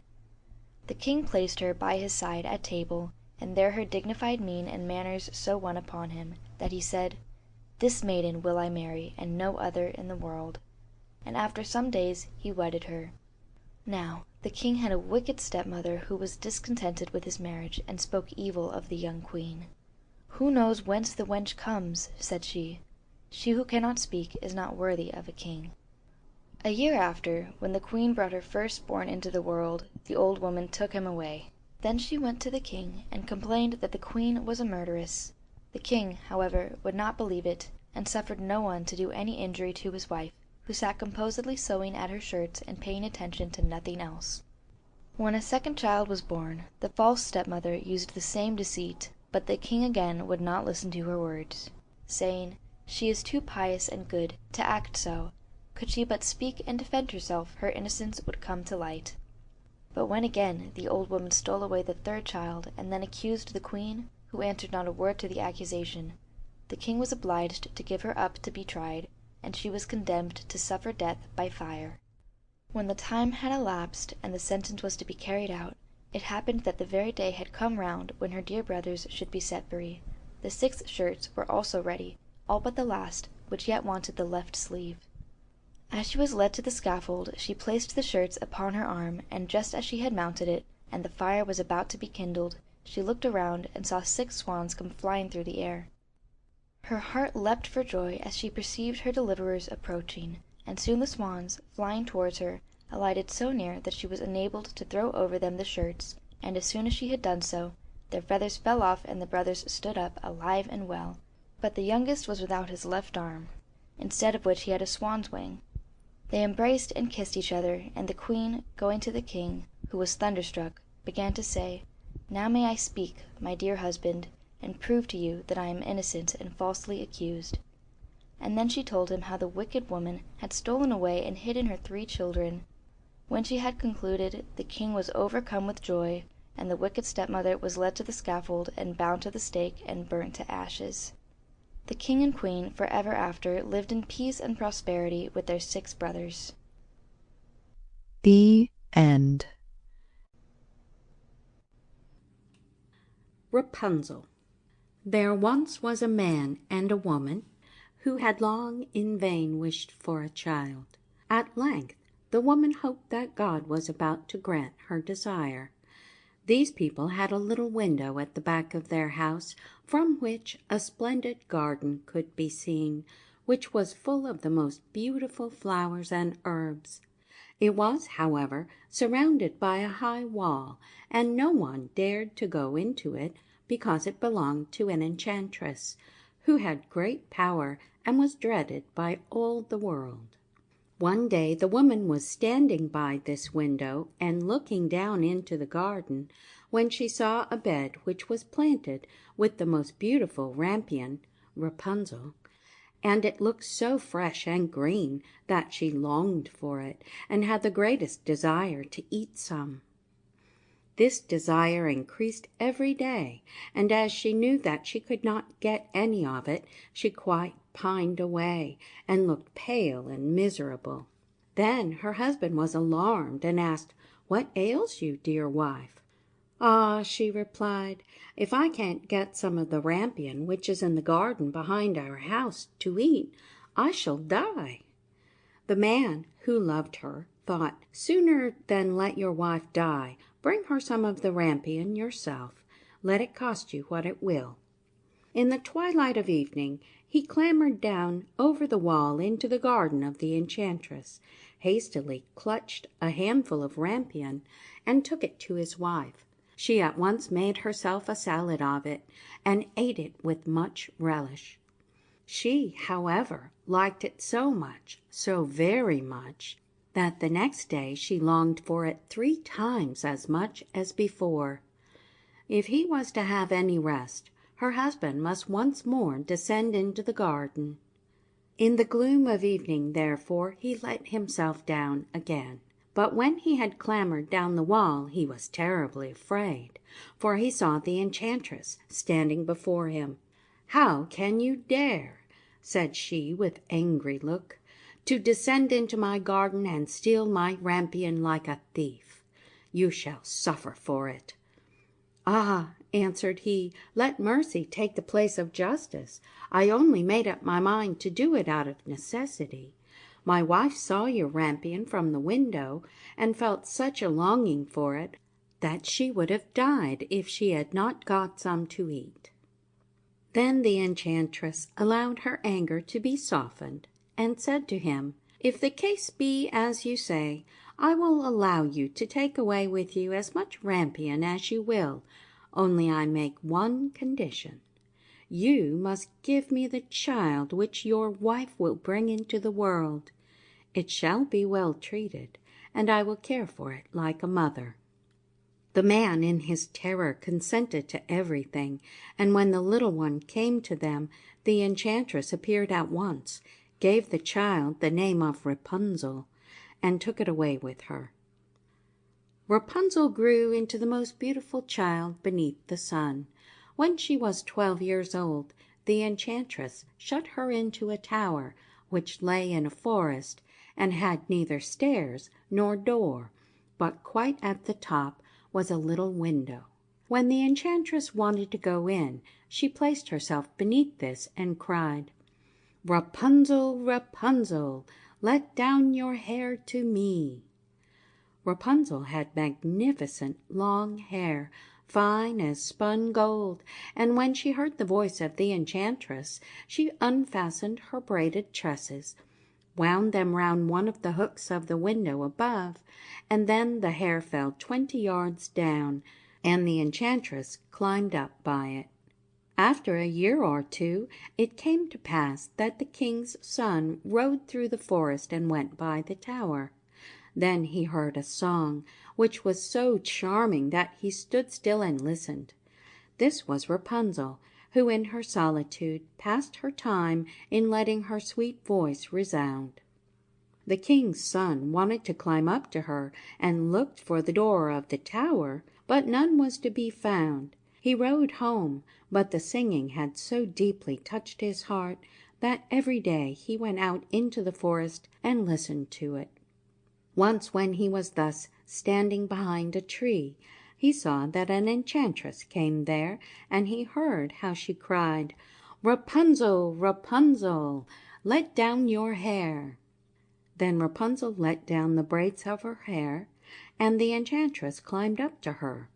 "If that is the ladder by which one mounts, I will for once try my fortune," said he, and the next day, when it began to grow dark, he went to the tower and cried, "Rapunzel, Rapunzel, let down your hair." Immediately the hair fell down, and the king's son climbed up. At first Rapunzel was terribly frightened when a man, such as her eyes had never yet beheld, came to her. But the king's son began to talk to her quite like a friend, and told her that his heart had been so stirred that it had let him have no rest, and he had been forced to see her. Then Rapunzel lost her fear, and when he asked her if she would take him for a husband, and she saw that he was young and handsome, she thought, "He will love me more than old Dame Gothel does," and she said yes, and laid her hand in his. She said, "I will willingly go away with you, but I do not know how to get down. Bring with you a skein of silk every time that you come, and I will weave a ladder with it. And when that is ready, I will descend, and you will take me on your horse." They agreed that until that time he should come to her every evening, for the old woman came by day. The enchantress remarked nothing of this, until once Rapunzel said to her, "Tell me, Dame Gothel, how it happens that you are so much heavier for me to draw up than the young king's son. He is with me in a moment." "Ah, you wicked child," cried the enchantress, "what do I hear you say? I thought I had separated you from all the world, and yet you have deceived me." In her anger, she clutched Rapunzel's beautiful tresses, wrapped them twice round her left hand, seized a pair of scissors with the right, and snip, snip, they were cut off, and the lovely braids lay on the ground. And she was so pitiless that she took poor Rapunzel into a desert, where she had to live in great grief and misery. On the same day, however, that she cast out Rapunzel, the enchantress in the evening fastened the braids of hair which she had cut off to the hook of the window, and when the king's son came and cried, "Rapunzel, Rapunzel, let down your hair," she let the hair down. The king's son ascended, but he did not find his dearest Rapunzel above, but the enchantress, who gazed at him with wicked and venomous looks. "Aha!" she cried mockingly, "you would fetch your dearest, but the beautiful bird sits no longer singing in the nest. The cat has got it, and will scratch out your eyes as well." Rapunzel is lost to you. You will never see her more." The king's son was beside himself with pain, and in his despair he leapt down from the tower. He escaped with his life, but the thorns into which he fell pierced his eyes. Then he wandered, quite blind, about the forest, ate nothing but roots and berries, and did nothing but lament and weep over the loss of his dearest wife. Thus he roamed about in misery for some years, and at length came to the desert where Rapunzel lived in wretchedness. He heard a voice, and it seemed so familiar to him that he went towards it, and when he approached, Rapunzel knew him and fell on his neck and wept. 2 of her tears wetted his eyes, and they grew clear again, and he could see with them as before. He led her to his kingdom, where he was joyfully received, and they lived for a long time afterwards, happy and contented. The End.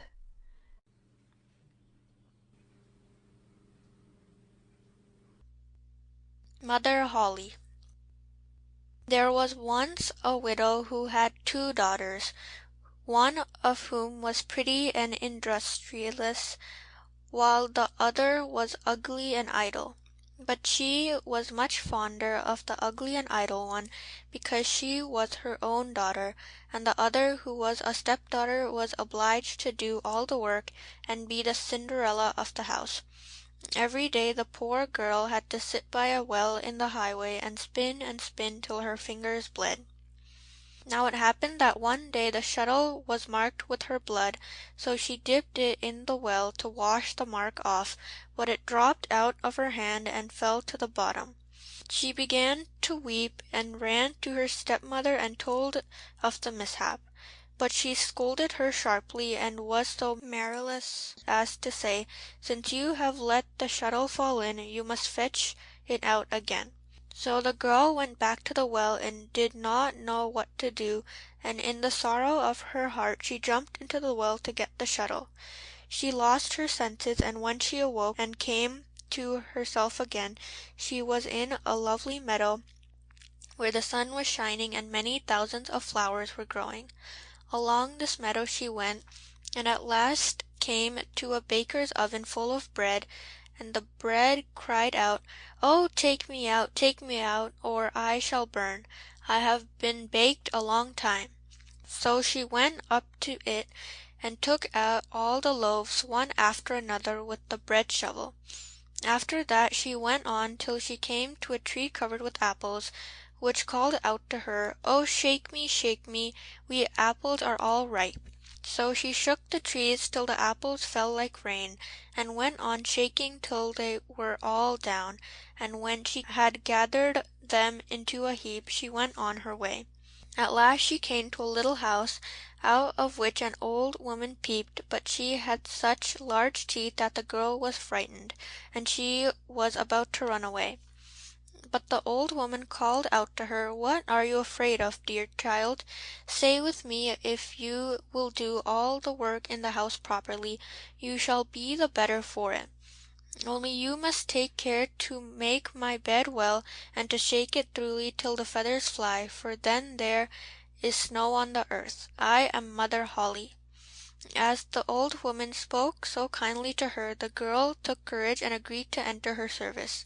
She attended to everything to the satisfaction of her mistress, and always shook her bed so vigorously that the feathers flew about like snowflakes. So she had a pleasant life with her, never an angry word, and boiled or roast meat every day. She stayed some time with Mother Holly, and then she became sad. At first she did not know what was the matter with her, but found at length that it was homesickness. Although she was many times better off here than at home, still she had a longing to be there. At last she said to the old woman, "I have a longing for home, and however well off I am down here I cannot stay longer. I must go up again to my own people." Mother Holly said, "I am pleased that you long for your home again, and as you have served me so truly, I myself will take you up again." Thereupon she took her by the hand and led her to a large door. The door was opened, and just as the maiden was standing beneath the doorway a heavy shower of golden rain fell, and all the gold remained sticking to her, so that she was completely covered with it. "You shall have that because you are so industrious," said Mother Holle, and at the same time she gave her back the shuttle which she had let fall into the well. Thereupon the door closed, and the maiden found herself up above upon the earth, not far from her mother's house. And as she went into the yard, the cock cried, "Cock-a-doodle-doo, your golden girl is come back to you." So she went in to her mother, and as she arrived thus covered with gold, she was well received both by her and her sister. The girl told all that had happened to her, and as soon as the mother heard how she had come by so much wealth, she was very anxious to obtain the same good luck for the ugly and lazy daughter. She had to seat herself by the well and spin, and in order that her shuttle might be stained with blood, she stuck her hand into a thorn bush and pricked her finger. Then she threw her shuttle into the well and jumped in after it. She came, like the other, to the beautiful meadow, and walked along the very same path. When she got to the oven, the bread cried again, "Oh, take me out, or I shall burn. I have been baked a long time." But the lazy thing answered, "As if I had any wish to make myself dirty," and on she went. Soon she came to the apple tree, which cried, "Oh, shake me, we apples are all ripe." But she answered, "I like that, one of you might fall on my head," and so went on. When she came to Mother Holle's house she was not afraid, for she had already heard of her big teeth, and she hired herself to her immediately. The first day she forced herself to work diligently and obeyed Mother Holle when she told her to do anything, for she was thinking of all the gold that she would give her. But on the second day she began to be lazy, and on the third day still more so, and then she would not get up in the morning at all. Neither did she make Mother Holle's bed as she ought, and did not shake it so as to make the feathers fly up. Mother Holle was soon tired of this, and gave her notice to leave. The lazy girl was willing enough to go, and thought that now the golden rain would come. Mother Holle led her to the great door, but while she was standing beneath it, instead of the gold, a big kettleful of pitch was emptied over her. "That is the reward of your service," said Mother Holle, and shut the door. So the lazy girl went home, but she was quite covered with pitch, and the cock by the well side, as soon as he saw her, cried, "Cock-a-doodle-doo, your pitchy girl is come back to you." But the pitch stuck fast to her, and could not be got off as long as she lived. The End.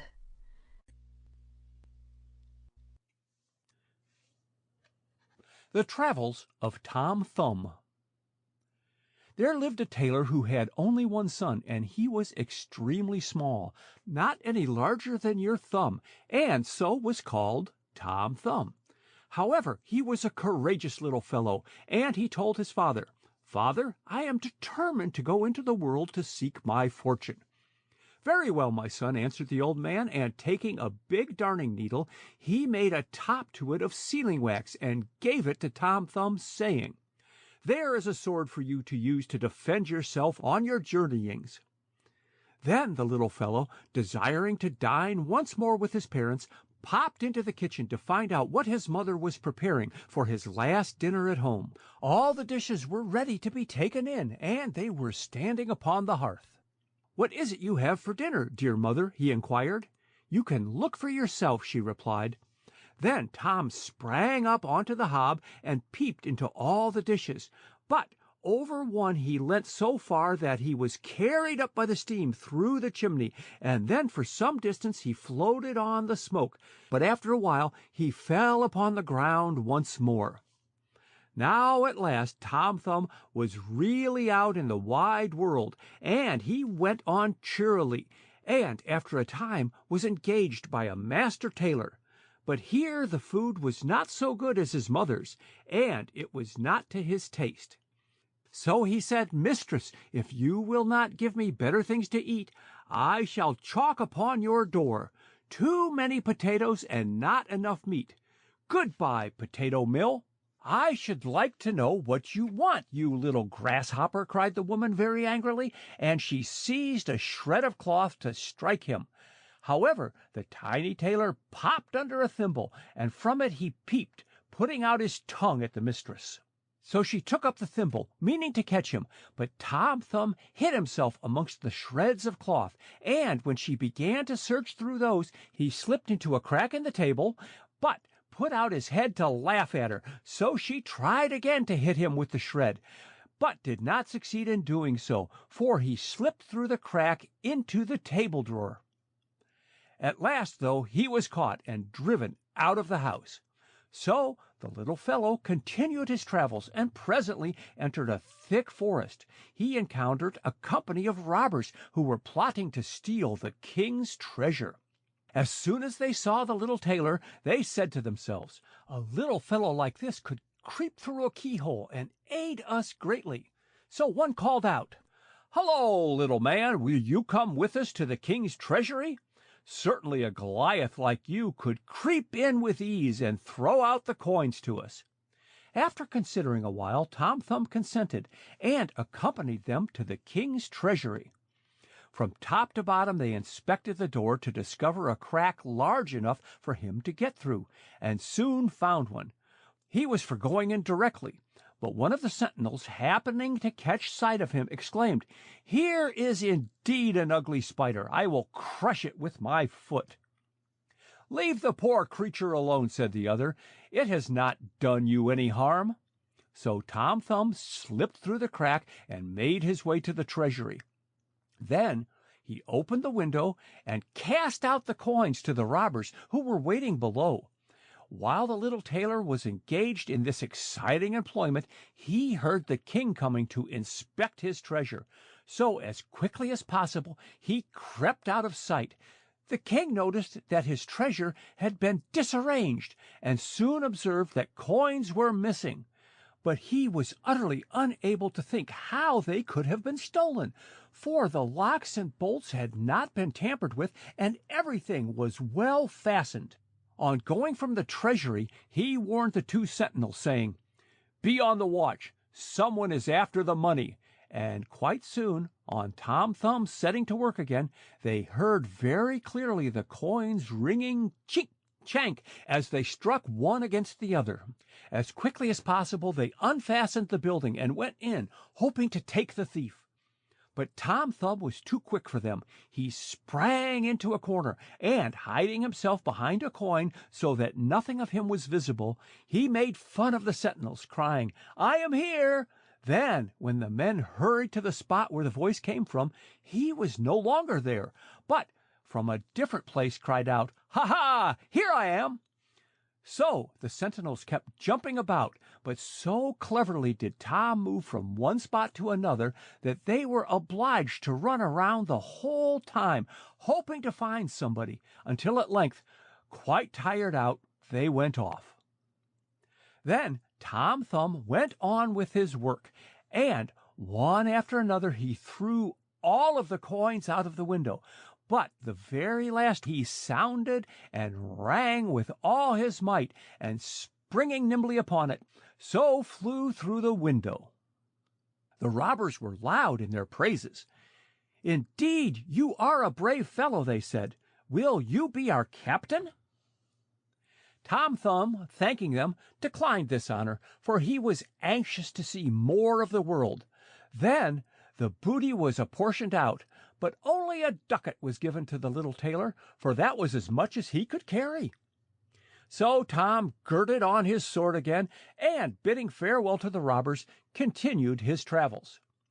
He tried to get work under various masters, but they would have nothing to do with him, so after a while he took service at an inn.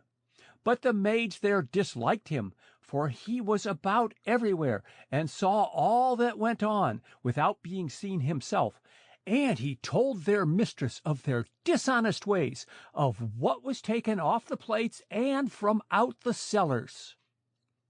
So they threatened they would drown him if they caught him, and determined to do him some harm. Then one day a maid mowing in the garden saw Tom Thumb running in and out between the blades of grass. So she cut the grass in great haste, just where he chanced to be, tied it all in a bundle, and, without anyone knowing, threw it to the cows. Then one big black cow took up a mouthful of grass directly, with Tom in it, and swallowed it down, without doing him any damage, however. But Tom did not approve of his position, for it was pitch dark down there, with no light burning. When milking time came, he shouted, "Drip, drap, drop! Will the milking soon stop?" But the sound of the milk trickling into the pail prevented his voice being heard. Not long afterwards, the master came into the shed and said, "I will have that cow killed tomorrow." This put Tom Thumb into a great fright, and he called out loudly, "Please let me out! Here I am, inside!" This the master heard plainly enough, but could not make out where the voice came from. "Where are you?" he inquired. "In the black cow," was the reply. However, the master could not understand what was meant, and so went away. The following morning the cow was killed, but fortunately in the cutting up the knife did not touch Tom Thumb, who was put aside with the meat that was to be made into sausages.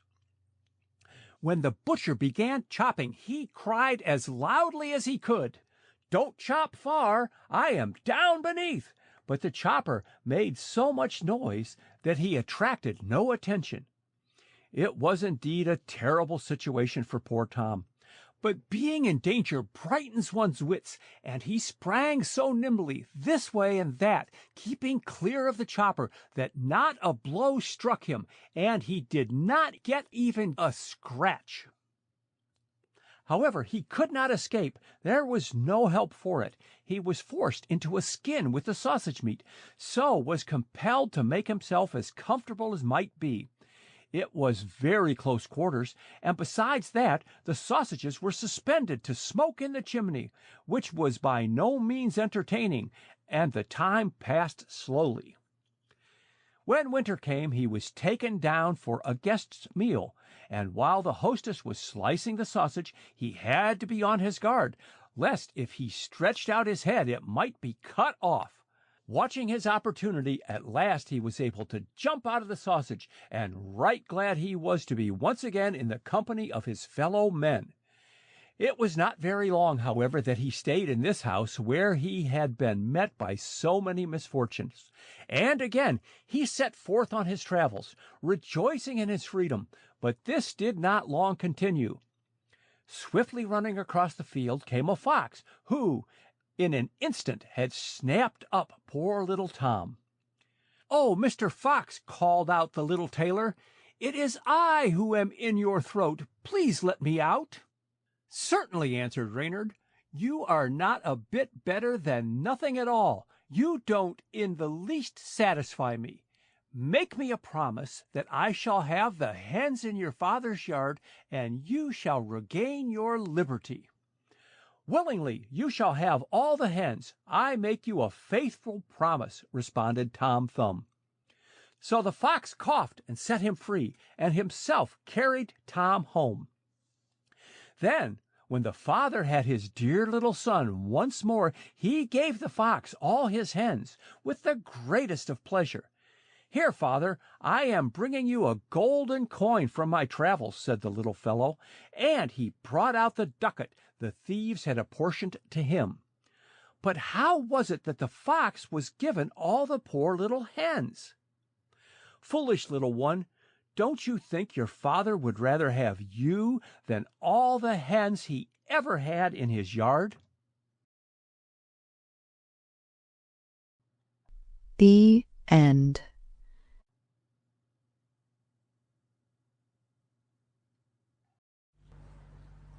Snow White and Rose Red. A poor widow once lived in a little cottage. In front of the cottage was a garden in which were growing 2 rose trees. One of these bore white roses and the other red. She had 2 children who resembled the rose trees. One was called Snow White, and the other Rose Red, and they were as religious and loving, busy and untiring as any 2 children ever were. Snow White was more gentle and quieter than her sister, who liked better skipping about the fields, seeking flowers and catching summer birds, while Snow White stayed at home with her mother, either helping her in her work, or, when that was done, reading aloud. The 2 children had the greatest affection the one for the other. They were always seen hand in hand, and should Snow White say to her sister, "We will never separate," the other would reply, "Not while we live," the mother adding, "That which one has, let her always share with the other." They constantly ran together in the woods collecting ripe berries, but not a single animal would have injured them. Quite the reverse, they all felt the greatest esteem for the young creatures. The hare came to eat parsley from their hands. The deer grazed by their side. The stag bounded past them unheeding. The birds likewise did not stir from the bough, but sang in entire security. No mischance befell them. If benighted in the wood, they lay down on the moss to repose and sleep till the morning, and their mother was satisfied as to their safety and felt no fear about them. Once, when they had spent the night in the woods and the bright sunrise awoke them, they saw a beautiful child in a snow-white robe, shining like diamonds, sitting close to the spot where they had reposed. She arose when they opened their eyes and looked kindly at them, but said no word, and passed from their sight into the wood. When the children looked around, they saw they had been sleeping on the edge of a precipice, and would surely have fallen over if they had gone forward 2 steps further in the darkness. Their mother said the beautiful child must have been the angel who keeps watch over good children. Snow White and Rose Red kept their mother's cottage so clean that it gave pleasure only to look in. In summer-time, Rose Red attended to the house, and every morning before her mother awoke, placed by her bed a bouquet, which had in it a rose from each of the rose trees. In winter-time, Snow White set light to the fire and put on the kettle, after polishing it until it was gold for brightness. In the evening, when snow was falling, her mother would bid her bolt the door, and then, sitting by the hearth, the good widow would read aloud to them from a big book, while the little girls were spinning. Close by them lay a lamb, and a white pigeon with its head tucked under its wing was on a perch behind. One evening, as they were all sitting cosily together like this, there was a knock at the door, as if someone wished to come in. "Make haste, Rose Red," said her mother. "Open the door. It is surely some traveller seeking shelter." Rose Red accordingly pulled back the bolt, expecting to see some poor man, but it was nothing of the kind. It was a bear that thrust his big black head in at the open door. Rose Red cried out and sprang back, but the lamb bleated, the dove fluttered her wings, and Snow White hid herself behind her mother's bed. The bear began speaking, and said, "Do not be afraid. I will not do you any harm. I am half frozen, and would like to warm myself a little at your fire." "Poor bear," the mother replied, "come in and lie by the fire. Only be careful that your hair is not burnt." Then she called Snow White and Rose Red, telling them that the bear was kind and would not harm them. They came as she bade them, and presently the lamb and the dove drew near also without fear. "Children," begged the bear, "knock some of the snow off my coat." So they brought the broom and brushed the bear's coat quite clean. After that he stretched himself out in front of the fire and pleased himself by growling a little, only to show that he was happy and comfortable. Before long they were all quite good friends, and the children began to play with their unlooked-for visitor, pulling his thick fur, or placing their feet on his back, or rolling him over and over. Then they took a slender hazel twig, using it upon his thick coat, and they laughed when he growled. The bear permitted them to amuse themselves in this way, only occasionally calling out, when it went a little too far, "Children, spare me an inch of life." When it was night, and all were making ready to go to bed, the widow told the bear, "You may stay here and lie by the hearth, if you like, so that you will be sheltered from the cold and from the bad weather."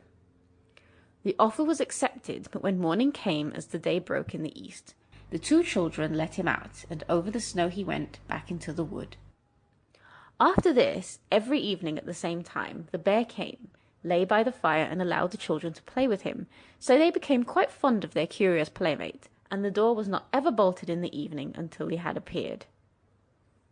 When springtime came, and all around began to look green and bright, one morning the bear said to Snow White, "Now I must leave you, and all the summer long I shall not be able to come back." "Where then are you going, dear bear?" asked Snow White. "I have to go to the woods to protect my treasure from the bad dwarfs.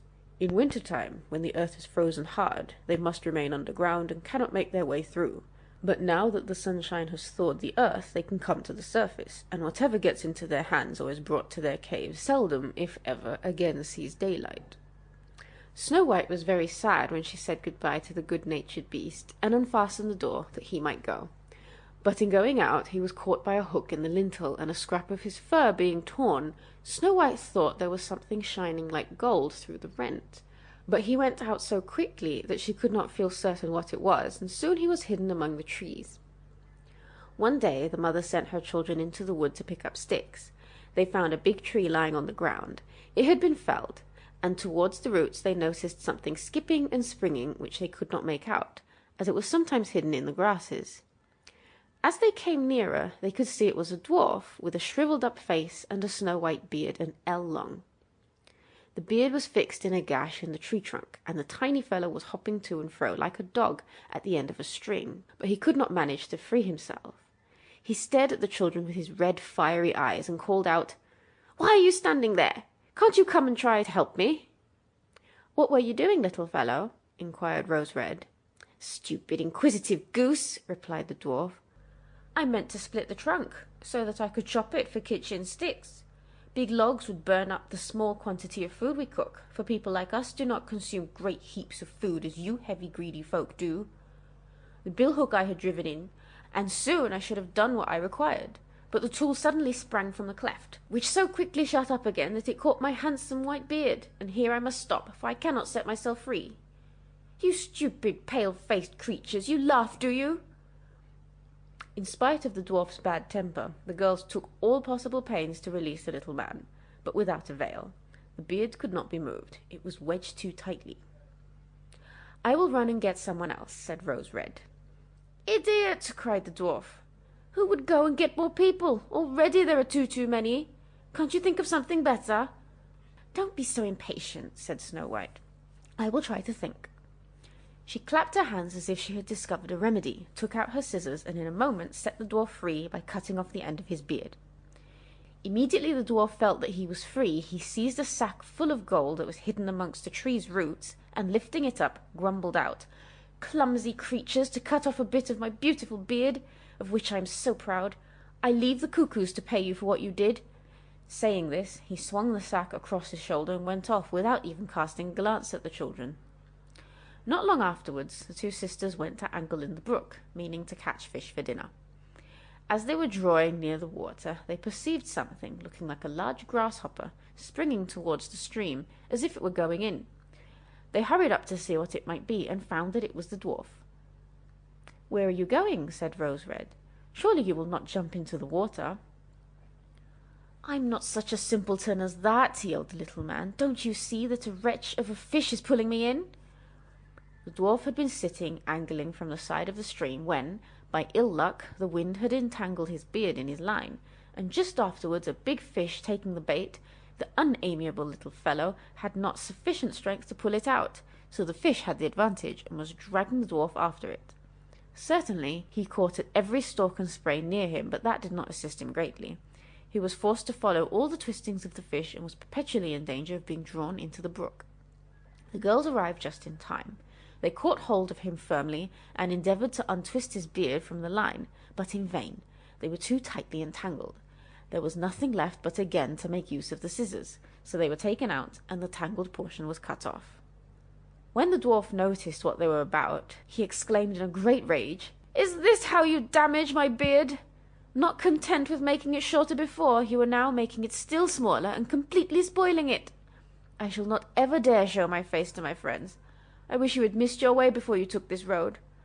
Then he fetched a sack of pearls that lay among the rushes, and, not saying another word, hobbled off and disappeared behind a large stone. Soon after this it chanced that the poor widow sent her children to the town to purchase cotton, needles, ribbon, and tape. The way to the town ran over a common, on which, in every direction, large masses of rocks were scattered about. The children's attention was soon attracted to a big bird that hovered in the air. They remarked that after circling slowly for a time and gradually getting nearer to the ground, it all of a sudden pounced down amongst a mass of rock. Instantly, a heart-rending cry reached their ears, and running quickly to the place, they saw with horror that the eagle had seized their former acquaintance, the dwarf, and was just about to carry him off. The kind children did not hesitate for an instant. They took a firm hold of the little man and strove so stoutly with the eagle for possession of his contemplated prey that, after much rough treatment on both sides, the dwarf was left in the hands of his brave little friends, and the eagle took to flight. As soon as the little man had in some measure recovered from his alarm, his small, squeaky, cracked voice was heard saying, "Couldn't you have held me more gently? See my little coat, you have rent and damaged it in a fine manner, you clumsy, officious things." Then he picked up a sack of jewels, and slipped out of sight behind a piece of rock. The maidens by this time were quite used to his ungrateful, ungracious ways, so they took no notice of it, but went on their way, made their purchases, and then were ready to return to their happy home. On their way back, suddenly, once more, they ran across their dwarf friend. Upon a clear space he had turned out his sack of jewels, so that he could count and admire them, for he had not imagined that anybody would at so late an hour be coming across the common. The setting sun was shining upon the brilliant stones, and their changing hues and sparkling rays caused the children to pause to admire them also. "What are you gazing at?" cried the dwarf, at the same time becoming red with rage. "And what are you standing there for, making ugly faces?" It is probable that he might have proceeded in the same complimentary manner, but suddenly a great growl was heard near by them, and a big black bear joined the party. Up jumped the dwarf in extremest terror, but could not get to his hiding place. The bear was too close to him, so he cried out in very evident anguish, "Dear Mr. Bear, forgive me, I pray. I will render to you all my treasure. Just see those precious stones lying there. Grant me my life. What would you do with such an insignificant little fellow? You would not notice me between your teeth. See, though, those two children, they would be delicate morsels, and are as plump as partridges. I beg of you to take them, good Mr. Bear, and let me go." But the bear would not be moved by his speeches. He gave the ill-disposed creature a blow with his paw, and he lay lifeless on the ground.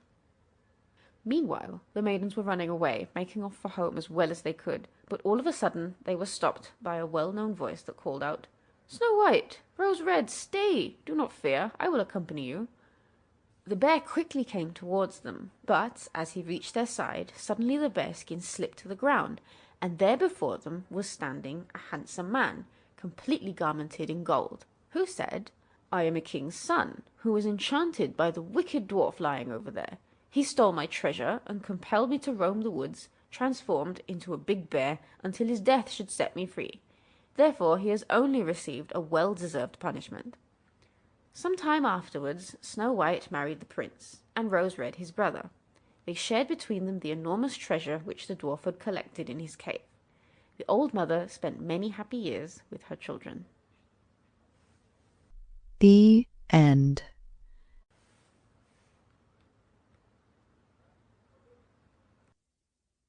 Three Little Men in the Wood. Once upon a time there lived a man whose wife had died, and a woman also who had lost her husband, and this man and this woman had each a daughter.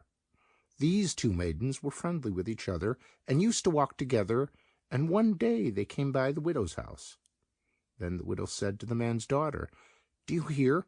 Tell your father I wish to marry him, and you shall every morning wash in milk and drink wine, but my daughter shall wash in water and drink water."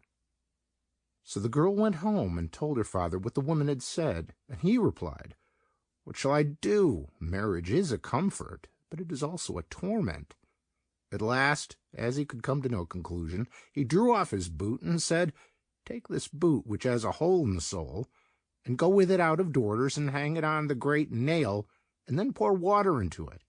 If it holds the water, I will again take a wife, but if it runs through, I will not have her." The girl did as he bid her, but the water drew the hole together, and the boot became full to overflowing. So she told her father how it had happened, and he, getting up, saw it was quite true. And going to the widow, he settled the matter, and the wedding was celebrated. The next morning, when the two girls arose, milk to wash in and wine to drink were set for the man's daughter, but only water, both for washing and drinking, for the woman's daughter. The second morning, water for washing and drinking stood before both the man's daughter and the woman's. And on the third morning, water to wash in and water to drink were set before the man's daughter, and milk to wash in and wine to drink before the woman's daughter. And so it continued. Soon the woman conceived a deadly hatred for her stepdaughter, and knew not how to behave badly enough for her from day to day. She was envious, too, because her stepdaughter was beautiful and lovely, and her own daughter was ugly and hateful. Once in the winter-time, when the river was frozen as hard as a stone, and hill and valley were covered with snow, the woman made a cloak of paper and called the maiden to her and said, "Put on this cloak and go away into the wood to fetch me a little basketful of strawberries, for I have a wish for some." "Mercy on us," said the maiden. "In winter there are no strawberries growing. The ground is frozen, and the snow, too, has covered everything. And why must I go in that paper cloak? It is so cold out of doors that it freezes one's breath even. And if the wind does not blow off this cloak, the thorns will tear it from my body." "Will you dare to contradict me?" said the stepmother. "Make haste off, and let me not see you again until you have found me a basket of strawberries." Then she gave her a small piece of dry bread, saying, "On that you must subsist the whole day." But she thought, "Out of doors she will be frozen and starved, so that my eyes will never see her again." So the girl did as she was told, and put on the paper cloak, and went away with the basket. Far and near there was nothing but snow, and not a green blade was to be seen. When she came to the forest, she discovered a little cottage, out of which 3 little dwarfs were peeping. The girl wished them good morning, and knocked gently at the door. They called her in, and entering the room, she sat down on a bench by the fire to warm herself and eat her breakfast. The dwarfs called out, "Give us some of it." "Willingly," she replied, and dividing her bread in 2, she gave them half. They asked, "What do you here in the forest, in the winter-time, in this thin cloak?" "Ah," she answered, "I must seek a basketful of strawberries, and I dare not return home until I can take them with me." When she had eaten her bread, they gave her a broom, saying, "Sweep away the snow with this from the back door." But when she was gone out of doors, the 3 dwarfs said one to another, "What shall we give her, because she is so gentle and good, and has shared her bread with us?" Then said the first, "I grant to her that she shall become more beautiful every day." The second said, "I grant that a piece of gold shall fall out of her mouth for every word she speaks." The third said, "I grant that a king shall come and make her his bride."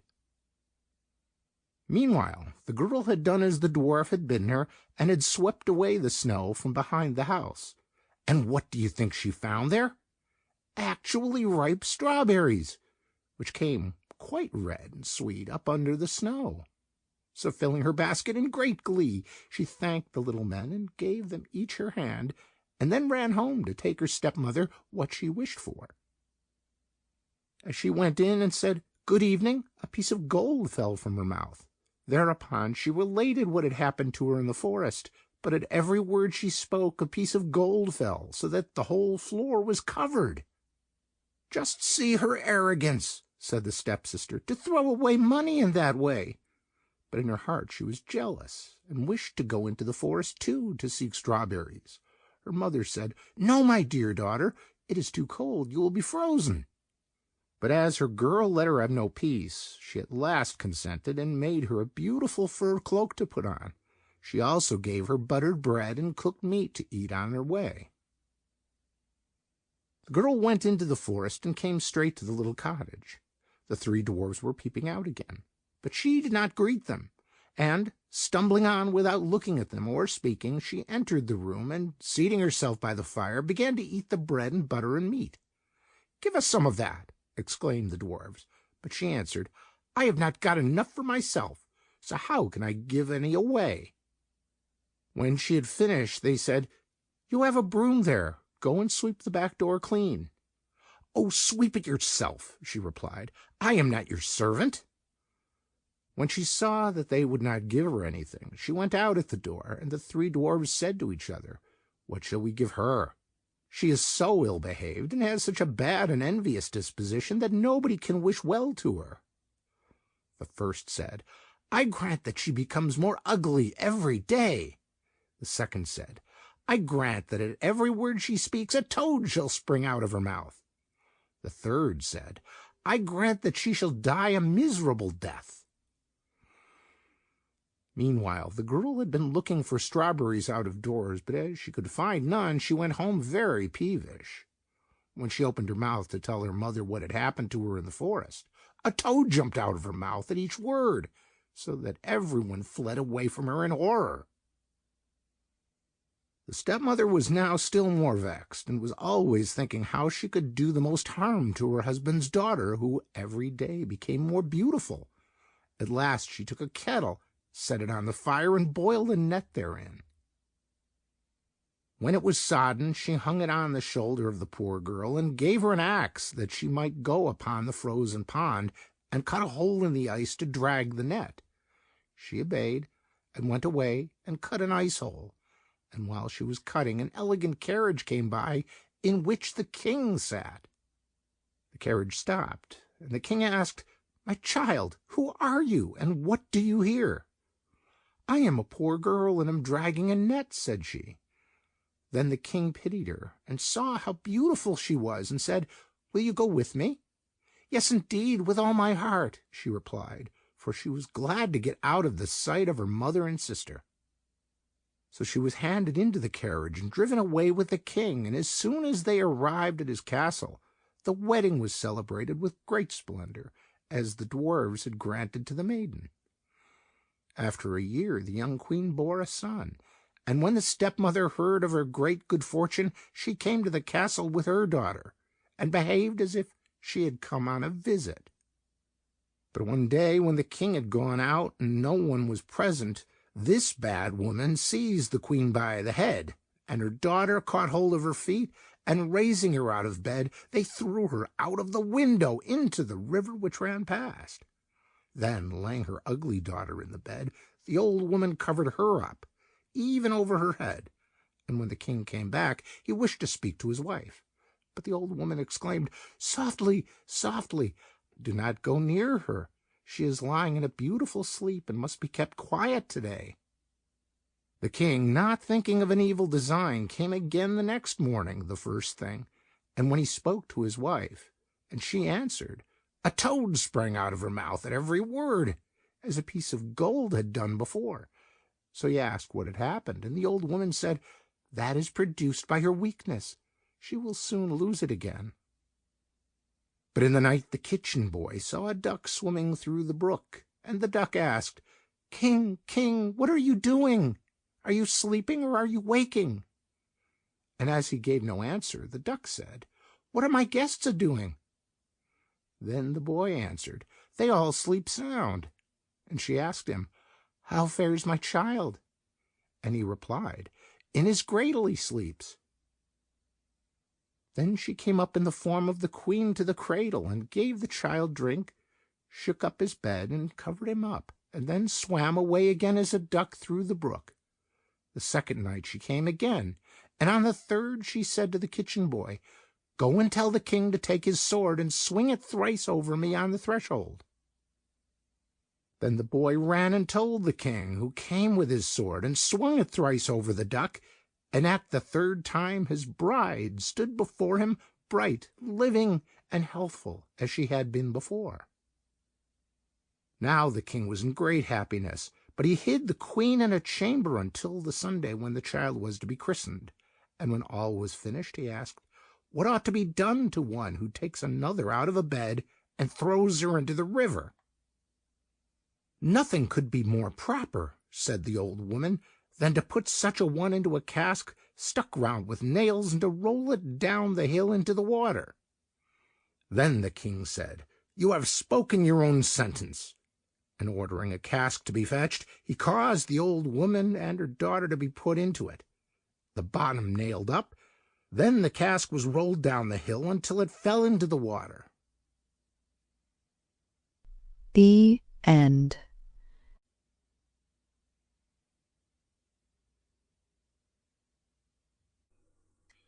Rumpelstiltskin.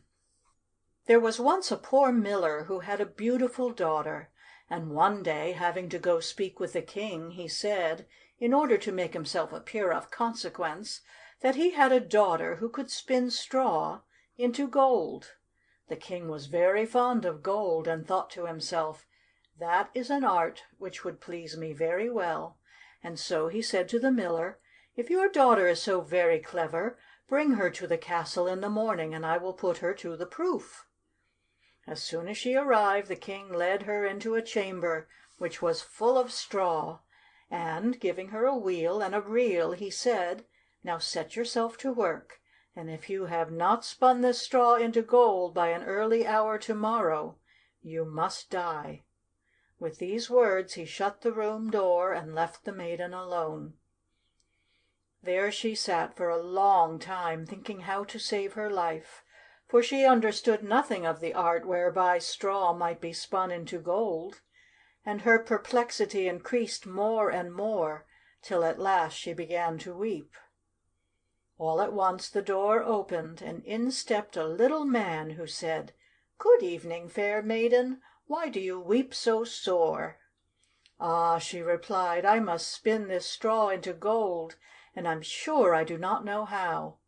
The little man asked, "What will you give me if I spin it for you?" "My necklace," said the maiden.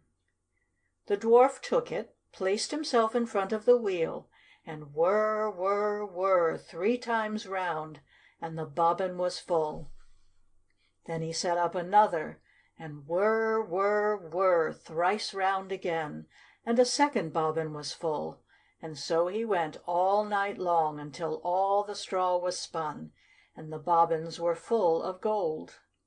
At sunrise the king came, very much astonished to see the gold, the sight of which gladdened him, but did not make his heart less covetous. He caused the maiden to be led into another room still larger, full of straw, and then he bade her spin it into gold during the night if she valued her life. The maiden was again quite at a loss what to do, but while she cried, the door opened suddenly as before, and the dwarf appeared and asked her what she would give him in return for his assistance.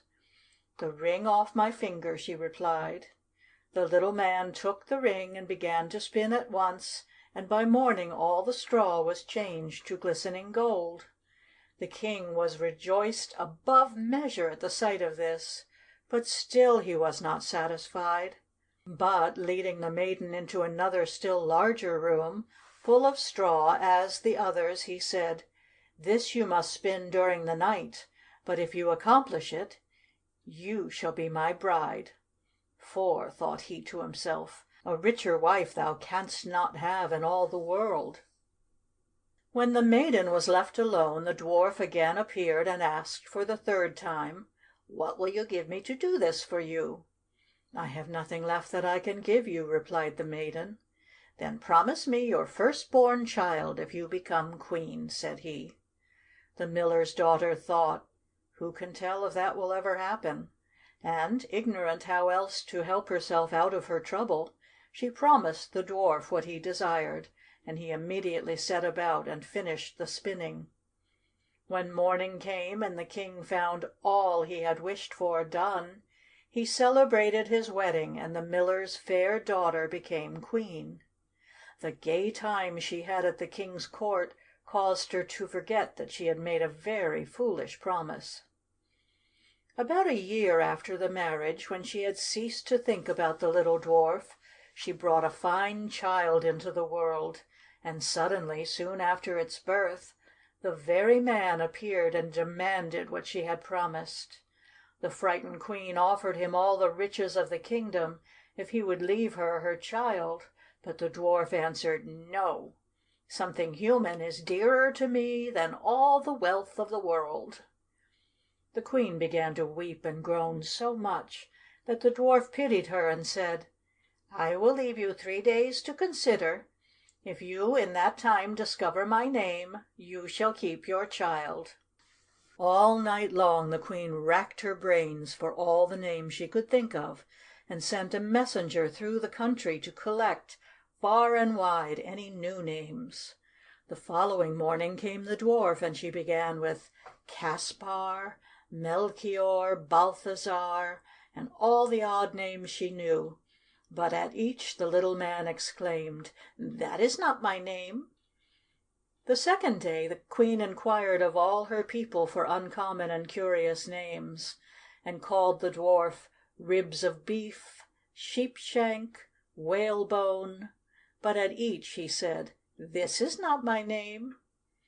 The third day the messenger came back and said, "I have not found a single name, but as I came to a high mountain near the edge of a forest, where foxes and hares say good night to each other, I saw there a little house, and before the door a fire was burning, and round this fire a very curious little man was dancing on one leg and shouting, 'Today I stew and then I'll bake, tomorrow I shall the Queen's child take.